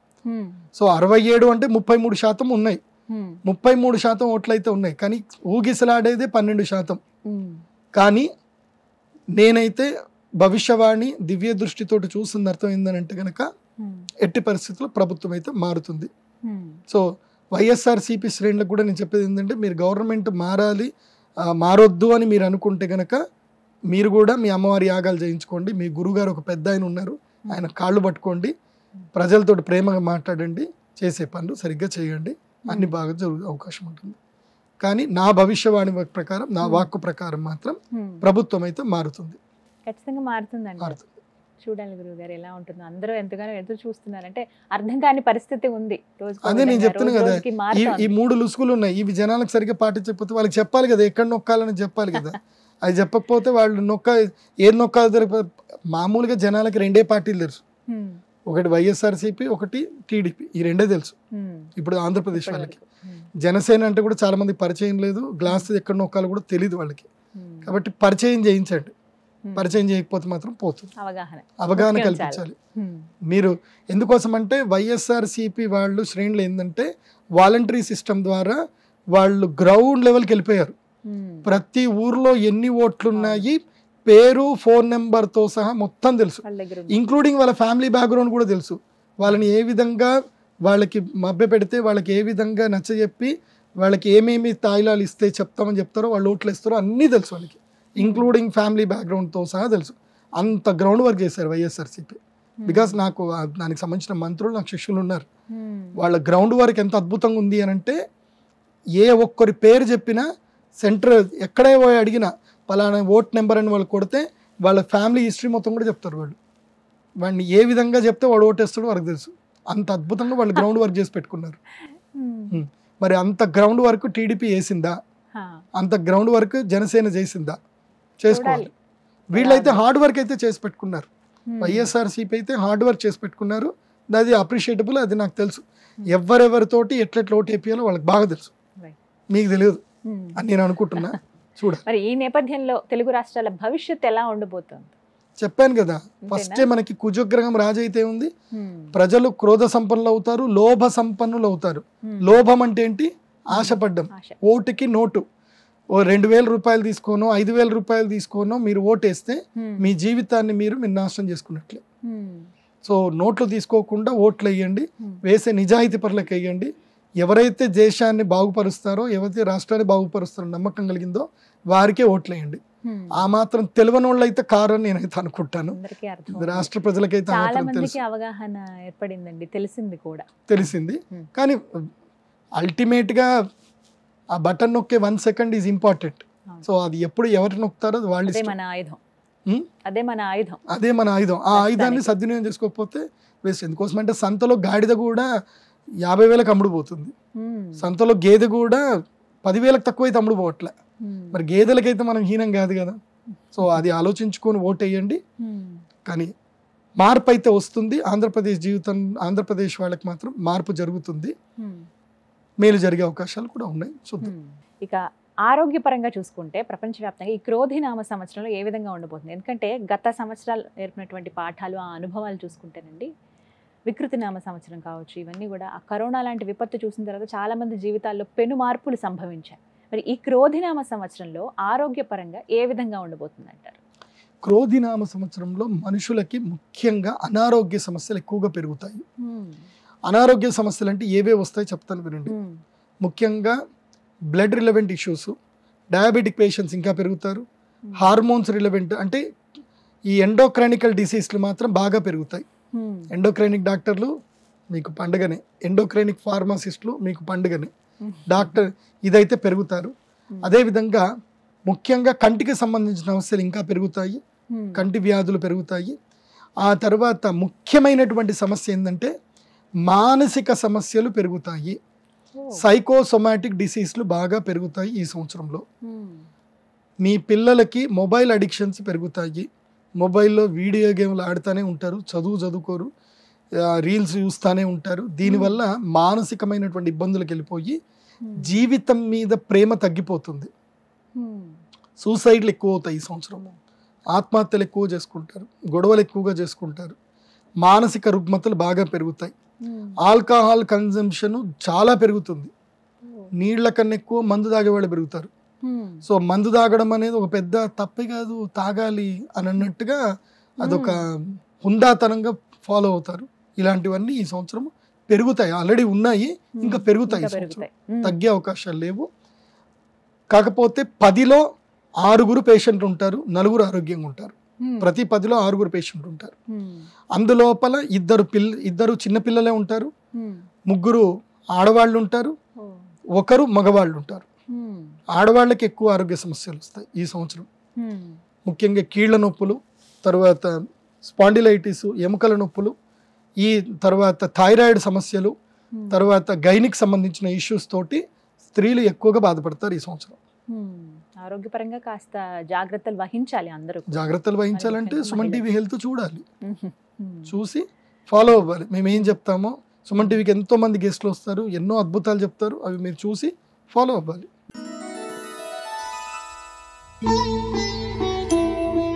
గురుగారు, ఈ క్రోధినామ సంవత్సరంలో వివాహాది శుభకార్యాలకు ముహూర్తాలు ఏ విధంగా ఉన్నాయి? ఎందుకనంటే ఒక వివాహం జరిగితేనండి ఎన్ని కుటుంబాలు బాగుపడతాయి వాటి మీద ఆధారపడి ఉన్నవాళ్ళు.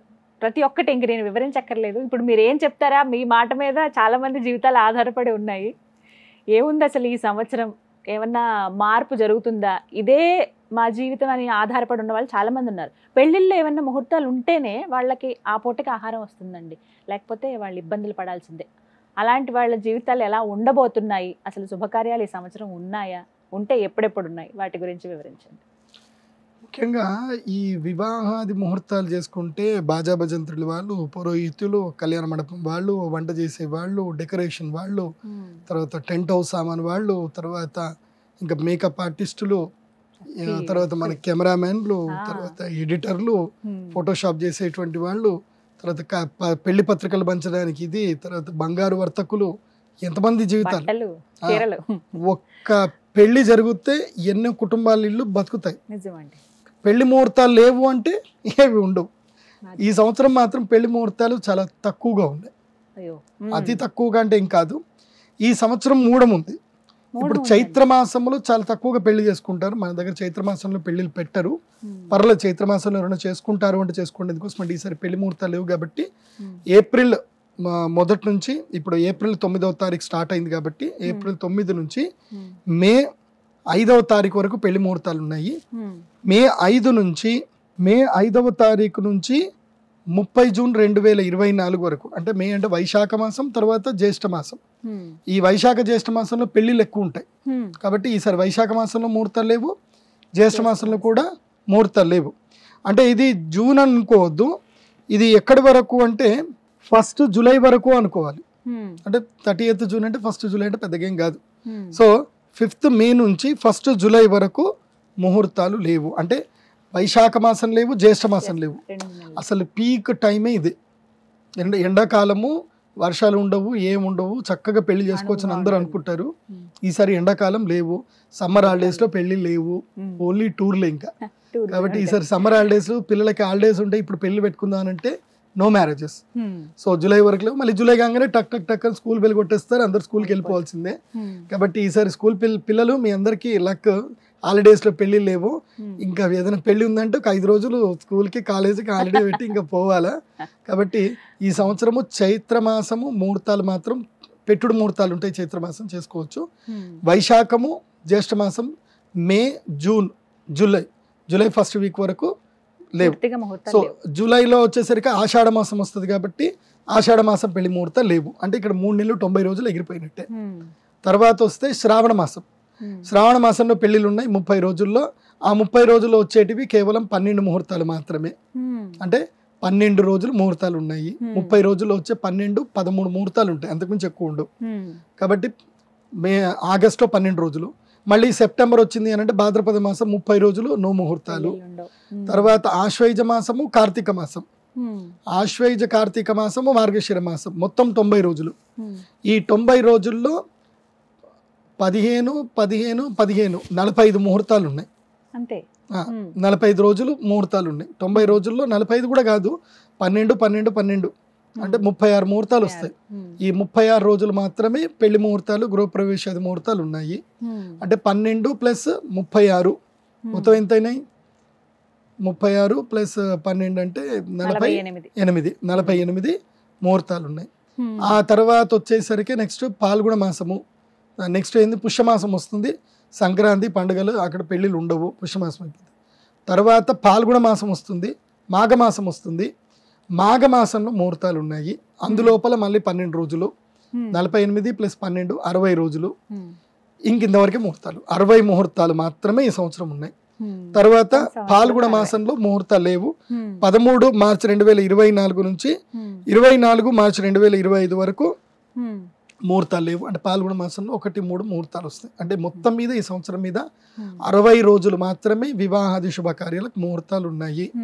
కాబట్టి నేను ఇది కూడా చెప్తున్నా, జాగ్రత్త వినండి. ఈ కళ్యాణ మండపం ఓనర్లు ఉంటారు కదా, వీళ్ళు ఆల్రెడీ ఏం చేస్తారంటే మా దగ్గరకు వస్తారు, గురువుగారు పెళ్లి ముహూర్తాలు ఏ రోజు ఉన్నాయి చెప్పండి అని చెప్పి అవన్నీ నోట్ చేసి పెట్టుకొని డిమాండ్ పెంచేసుకుంటారు.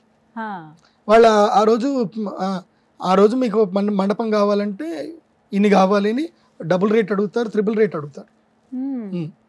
కాబట్టి ఆ కళ్యాణ మండపం ఓనర్లు అక్కడికి వెళ్ళక మునిపే మీరే మొదలు పంతులు గారి దగ్గరికి వెళ్ళిపోయి ఫస్ట్ కళ్యాణ మండపం బుక్ చేసి పెట్టుకోండి. తర్వాత కావాలంటే బ్లాక్ లో మీరు అమ్ముకోవచ్చు అనుకోండి. ఎందుకోసం అంటే ఇది జరుగుతాయి. పెళ్లి కూతురు దొరికిపోయినా ఎవరు లేదు, మండపం మొదలే బుక్ చేసి పెట్టుకోండి. ఎందుకోసం అంటే మండపాలు దొరకవు, డబుల్ రేట్లు అయిపోతాయి. ఓకే, ఇక మిగతా అందరు దొరుకుతారు, మండపాలు దొరకడం కష్టం అయిపోతాయి. ఎందుకోసం అంటే 62 రోజులు మాత్రమే, వాళ్ళు కూడా సంపాదించుకోవాలి కదా. మిగతా రోజులన్నీ ఏం చేస్తారు, బర్త్డే ఫంక్షన్లోను, యానివర్సరీ ఫంక్షన్లోను, ఈ ఏవో శారీసో, ఓనీసో, పంచలో ఏవోటి వాళ్ళు నడిపించుకుంటారు. వాళ్ళు డిమాండ్ చేయలేరు, ఇవి మాత్రం డిమాండ్ చేయగలుగుతారు. కాబట్టి హోల్డ్ చేసి పెట్టుకోండి. 62 రోజులు మాత్రం ముహూర్తం ఉంటుంది. అది కూడా మేము క్యాలెండర్ రిలీజ్ చేస్తాము, అది నా వెబ్సైట్ లో ఉంటుంది, pradeepjoshi.com లో చూసుకోండి. ఇది ఈ విధంగా ముహూర్తాలు ఉన్నాయి.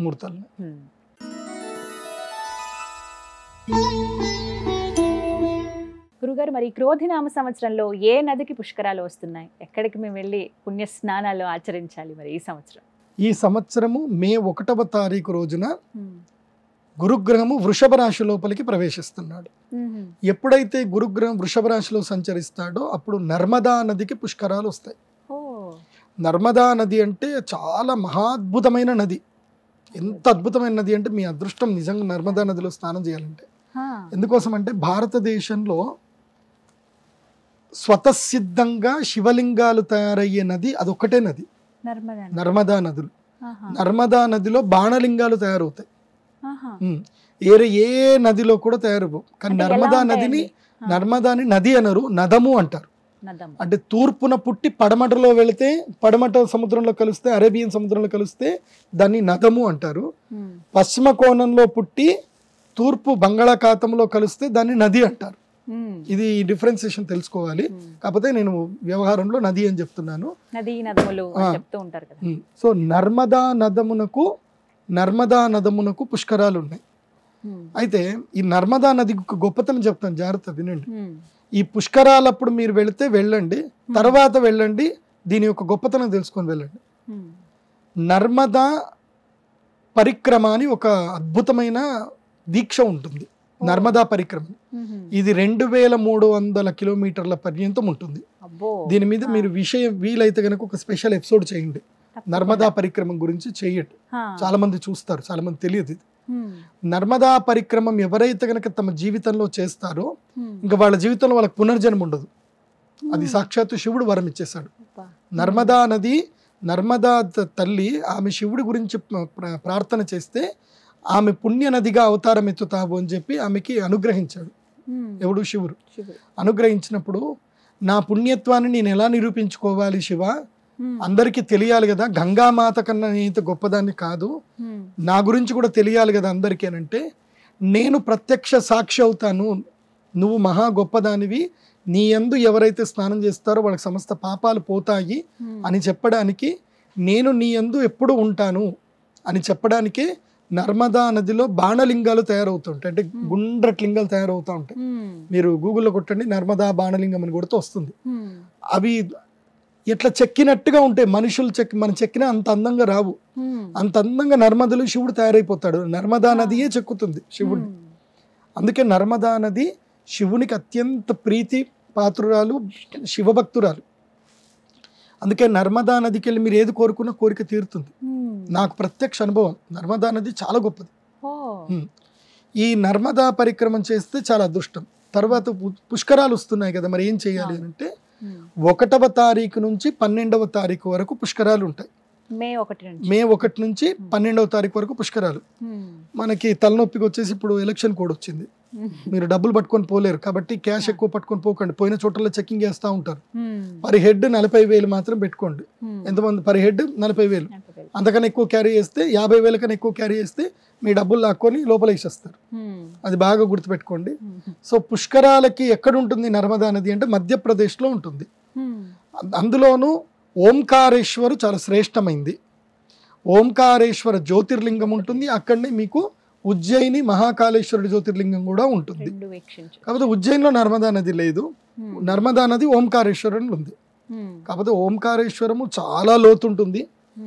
హడావిడిగా వెళ్ళకండి. ఎంత హడావిడి అయినా జాగ్రత్తగా వెళ్ళండి. అక్కడ ఎవరైతే గవర్నమెంట్ నియమాలు ఏవైతే చెప్తుందో పాటించండి.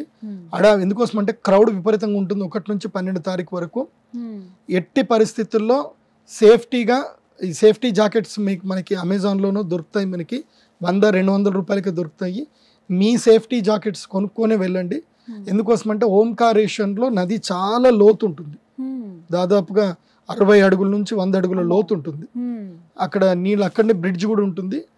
స్నానం చేయొచ్చు. కాకపోతే అక్కడ పడవలు ఎక్కండి. వాళ్ళకి డబ్బుల కోసం కకృతి పడకండి. గంగపుత్రులకు ఎంతైనా డబ్బులు ఇచ్చినా తక్కువనే. కాబట్టి గంగపుత్రులకు డబ్బులకు మాట్లాడుకోండి. వాళ్ళు మీకు సేఫ్ ప్లేస్కి తీసుకెళ్తారు. అక్కడ చక్కగా స్నానం చేయండి. తర్వాత వచ్చి ఒడ్డుకు వచ్చేసి ఓంకారేశ్వరుని దర్శనం చేసుకోండి. మళ్ళీ వచ్చి ఉజ్జయిని మహాకాళేశ్వరుని దర్శనం చేసుకొని మళ్ళీ ఇండోర్ ఫ్లైటో లేకపోతే ఇది ట్రైన్ ఎక్కి రండి. అప్పుడు సుమన్ టీవీ కూడా నాకు తెలిసి వీళ్ళు స్పెషల్గా అక్కడ వెళ్ళి మీకు కవరేజ్ కూడా చేస్తారు. బట్ నేను చెప్పేది ఏంటంటే ఈ సంవత్సరం జలగండం అధికంగా ఉంది కాబట్టి జలగండాలు వస్తాయి. కాబట్టి ఒకసారి ఇట్లాగే జరిగింది గోదావరి పుష్కరాలప్పుడు. చాగంటి కోటేశ్వరరావు గారు చెప్పారని చెప్పి అందరూ ఒకే దగ్గరికి వెళ్ళారు. ఆ రాజమండ్రిలో ఒకే ఘాట్ దగ్గరికి వెళ్ళారు. అదే టైంకి ఎవరో రాజకీయ నాయకులు వచ్చేసరికి మొత్తం తోపులాట అయిపోతే మొత్తం నీళ్ళలో పడిపోయి చనిపోయారు చాలామంది. సో అలా జరగకుండా చూసుకోండి. అంత కంగారు పడకండి. నది ఎంత పెద్దగా ఉందంటే అది 2000 కిలోమీటర్ల పొడవు ఉంది. మీరు ఎక్కడైనా సెర్చ్ చేసుకోండి. నదిలో స్నానం చేయడం ముఖ్యం. అది ఓంకారేశ్వరనే కాదు, ఎక్కడైనా నర్మదా నదిలో మే 1వ తారీఖు నుంచి 12వ తారీఖు మధ్యలో స్నానం చేయండి. గోదావరి పుష్కర స్నానం చేయండి. తర్పణాలు వదలండి. అక్కడ మీ యొక్క పెద్దలు ఎవరైనా ఉంటే వాళ్ళకి పేరు మీద పిండ ప్రదానాలు చేయండి. వెళ్ళేటప్పుడే గోధుమ పిండి లేదంటే రాగి పిండి లేదంటే బియ్యము, అదేవిధంగా ఒక చిన్న స్టవ్, ఈ మధ్య మంచి మంచి దొరుకుతున్నాయి, ఎలక్ట్రిక్ స్టవ్లు దొరుకుతున్నాయి, గ్యాడ్జెట్స్. సో చిన్న ఎలక్ట్రిక్ స్టవ్ తీసుకెళ్ళండి. అక్కడదక్కడనే అన్నం వండండి. మంచిగా చక్కగా పిండాలు చేసి అక్కడ పెట్టి ఆ నదిలోనే పిండాలు వదిలేయండి. పితృదేవతలకి తర్పణాలు తప్పకుండా వదలాలి. మీరు అక్కడికి వెళ్ళాక దుకాణాలు దొరుకుతాయి అనుకోకండి. ఎందుకోసం అంటే అది బిజినెస్ టైం కాబట్టి ఏది పడితే అది ఇస్తారు. అలా కాకుండా ఇక్కడి నుంచే నువ్వులు, నల్ల నువ్వులు, బియ్యము, అంటే మీరు ఏదైతే పిండం పెట్టాలనుకుంటున్నారో గోధుమలో, జొన్నలో, రాగులో ఏ పిండిలో ఆ పిండి తీసుకెళ్ళండి లేదా బియ్యం తీసుకెళ్ళండి. అక్కడనే మీ చేతులతో వంట వండి మీ పితృదేవతలకి తర్పణాలు ఇవ్వండి, శ్రాద్ధ కర్మలు చేయండి. అది కాకుండా ఇంకొకటి ఏంటంటే, కొంతమందికి తమ ప్రియమైనటువంటి వారు చనిపోయి ఉంటారు, ఎవరైనా అనాథలు ప్రియమైనటువంటి వారు చనిపోయి ఉంటారు, వాళ్ళకు కూడా మీరు పిండాలు పెట్టవచ్చు. సో అలా కూడా చేయొచ్చు. దాని గురించి నేను మళ్ళీ స్పెషల్ ప్రోగ్రామ్ ఏదైనా చేస్తాను, చూడండి. సో నర్మదా నది 2130 కిలోమీటర్ల పరిక్రమం పెద్దగా ఉంటుంది. మీరు ఎక్కడ స్నానం చేసినా అదే పుణ్యఫలం వస్తుంది. ఒకవేళ ఈ మే 12వ తారీఖు వరకు మీరు వెళ్ళలేదు, సంవత్సరంలో ఎప్పుడైనా వెళ్ళి స్నానం చేయండి, ఎప్పుడైనా వెళ్ళి స్నానం చేయొచ్చు, దానికి అంతే పుణ్యఫలం వస్తుంది. కాకపోతే పుష్కర కాలం అంటారు కాబట్టి 1 నుంచి 12 ఇది పుష్కర కాలము, దాని తర్వాత కూడా చేయొచ్చు. కాకపోతే ఒక చిన్న టిప్ ఇస్తాను మీకు, ఇది మిస్ చేసుకోవద్దు. నర్మదా నదికి వెళ్ళినప్పుడు ఒక మనిషికి 5 లీటర్ల క్యాన్ పెట్టుకోండి. 5 లీటర్ల క్యాన్ ఇక్కడ నుంచి తీసుకెళ్ళండి, లేదంటే అక్కడ కొనుక్కోండి. మనిషికి 5 లీటర్లు మనం మోయగలిగితే, మోస్ట్లీ సొంత వెహికల్లోనే వెళ్ళండి. 5 లీటర్ల క్యాన్ తీసుకెళ్ళి ఎవరైతే ఈ ఓడలు ఉంటాయి కదా, గంగపుత్రులు ఉంటారు కదా, చిన్న చిన్న పడవలు ఉంటాయి, వాళ్ళకి డబ్బులు ఇచ్చి ఆ నర్మదా నదికి మధ్యలో తీసుకెళ్ళమని చెప్పండి. తీసుకెళ్ళి అక్కడ నీళ్లు పట్టుకోండి. నర్మదా నది నీళ్లు కంటిన్యూగా రోజుకి 100 ml చొప్పున 48 రోజులు ఆ నీళ్లు తాగారనుకోండి, మీ శరీరంలో ఎంత పెద్ద రుగ్మతలున్నా, ఎన్ని హార్మోన్స్ రిలవెంట్ ప్రాబ్లమ్స్ ఉన్నా, దీర్ఘకాలిక రోగాలు ఏమున్నా పోతాయి. ఇది నాకు అద్భుతంగా జరిగింది. అంటే ఎలా అంటారు, అందులో ఉండేటువంటి ఆ జలం యొక్క గొప్పతనం అది. అందులో మంచి లక్షణాలు ఉంటాయి, మంచి ఆల్కలైన్ వాటర్, అది TDS లెవెల్స్ చాలా బాగుంటాయి. కాబట్టి నర్మదా నది నీళ్లు తెచ్చుకొని రోజుకు 100 ml తాగండి, 100 ml తాగండి. దాంట్లో తులసి దళం వేసుకొని రోజుకు ఒక 100 ml తాగండి. నర్మదా నది జలముకి ఇప్పుడు శ్రీచక్ర స్ఫటిక లింగం ఉంటుంది. నర్మదా నది నీళ్లతో శ్రీచక్ర స్ఫటిక లింగానికి 108 రోజులు ఎవరైతే కంటిన్యూగా అభిషేకం చేస్తారో వాళ్ళకి గృహయోగం అంటే గృహయోగము, వివాహ యోగం అంటే వివాహ యోగము, ఏ యోగమైనా సిద్ధిస్తుంది. ఎందుకోసము? నర్మదకి శివుడు వరం ఇచ్చాడు కాబట్టి నర్మద నుంచి నీళ్లు తెచ్చుకోండి, మీ ఇంట్లో శ్రీచక్ర స్ఫటికలింగం పెట్టుకోండి, రోజుకి 100 ml సరిపోతుంది. అభిషేకం చేయండి, ఇటు అభిషేకం చేసిన పుణ్యము వస్తుంది, ఇటు తాగడం వల్ల ఆరోగ్యము వస్తుంది. పుణ్యము పురుషార్థం రెండు వస్తాయి. కాబట్టి నర్మదా పుష్కరాలని చక్కగా చేసుకోండి. నర్మదా నదికి దండం పెట్టుకోండి. వెళ్ళినప్పుడు ఏమేమి తీసుకెళ్ళాలి చెప్తాను, జాగ్రత్త వినండి. నర్మదా పుష్కరాలకి ఒక చీర, పసుపు, కుంకుమ మంచి ఆర్గానిక్ తీసుకొని వెళ్ళండి. ఆ తర్వాత గాజులు, మట్టి గాజులు తీసుకొని వెళ్ళండి. తర్వాత ఓడి బియ్యం తీసుకోవాలండి. అందులోపల ఒక 4 కుడుకలు, ఖర్జూర పండ్లు, బాదాములు ఇవన్నీ కూడా పెట్టుకొని తీసుకొని వెళ్ళి ఆ నర్మదా నదికి ఒక చాట దాని లోపల ఒక దీపం ఎంత దాంట్లో నెయ్యి దీపం పెట్టి ఒక చాటలో ఇవన్నీ పెట్టి నర్మదాదేవికి వాయినం ఇవ్వాలి. అది అలా వెళ్ళిపోతుంది, అక్కడే మునిగిపోతుంది. అలా నర్మదాదేవికి వాయినం ఇవ్వాలి. అది కూడా అలా ఎలాంటి చీర ఉండాలంటే చక్కటి ఎర్రటి చీర ఉండాలి, లేదా తెలుపు ఎరుపు కలిసిన చీర ఉండాలి. అది ఈ విధంగా ఇవి ఖచ్చితంగా తీసుకెళ్తే మంచిది. కాటన్ చీరలు తీసుకెళ్ళండి, సిల్క్ చీరలు తీసుకెళ్తూ తిరిగి వచ్చేటప్పుడు మాత్రం ఆ నీరు తెచ్చుకుంటే తెచ్చుకోండి చాలు, ఇంకేం వద్దు. చాలా చక్కగా వివరించారండి. చాలా మంది ఎదురు చూస్తారు, కొంతమందికి తెలియదు కూడా ఈ పుష్కరాల గురించి. అంటే వేరే ఎక్కడో కదా, మన ప్రాంతంలో కాదు కదా అని అనుకుంటారు. లేదు, ఎక్కడైనా వెళ్ళాల్సిందే. నర్మదా నది మనకు పక్కనే, ఇండోర్ ఇక్కడ పక్కనే, తప్పకుండా వెళ్ళండి. నర్మదా నదికి వెళ్ళినప్పుడు నేను చెప్పిన ప్రదేశాలన్నీ చూసిరండి. 1 ఓంకారేశ్వర్ చూడండి, 2 ఉజ్జయిని మహాకాళేశ్వర్ చూడండి, అక్కడ ఘట్కాళి మాత గుడి ఉంటుంది, హరసిద్ధి మాత గుడి ఉంటుంది, తర్వాత శనైశ్వరుడి యొక్క గుడి కూడా ఉంటుంది, అక్కడ క్షిప్రా నది ఉంటుంది, క్షిప్రా నదిలో కూడా స్నానం చేయండి. ఇవి తప్పకుండా ఈ దర్శనాలన్నీ కూడా చేసుకోండి. కాళిదాసు యొక్క గుహ ఉంటుంది, అక్కడ కాళిదాసుకు అమ్మవారు ప్రత్యక్షమైన ప్రదేశం ఉంటుంది. అలాగే మనకి భర్తృహరి అని ఉంటాడు, ఆయన గుడి కూడా ఉంటుంది, అక్కడ కూడా దర్శనం చేసుకోండి. తర్వాత కుజదోషం ఉన్నటువంటి వాళ్ళకి అక్కడ అంగారేశ్వర్ గుడి ఉంటుంది, అది కూడా దర్శనం చేసుకోండి. అందరూ మీ సొంత వెహికల్లో కలిసి వెళ్ళండి. సొంత వెహికల్లో వెళ్తే అన్ని మీరు చూసుకొని రావచ్చు, బాగుంటుంది. మంచి రోడ్డు ఉంది, హైవే ఉంది, ఇక్కడ నుంచి హైదరాబాద్ నుంచి నేషనల్ హైవే 44 మంచిగా వెళ్ళిపోవచ్చు, బాగుంది. మొత్తం మీద నర్మదా పుష్కరాలు వెళ్ళి దర్శించుకుని పుణ్యస్నానం ఆచరించి వస్తే మంచిది. సుమన్ టీవీలో మీ పర్సనల్ అండ్ బిజినెస్ ప్రమోషన్స్ కోసం కింది నెంబర్కి కాంటాక్ట్ చేయండి.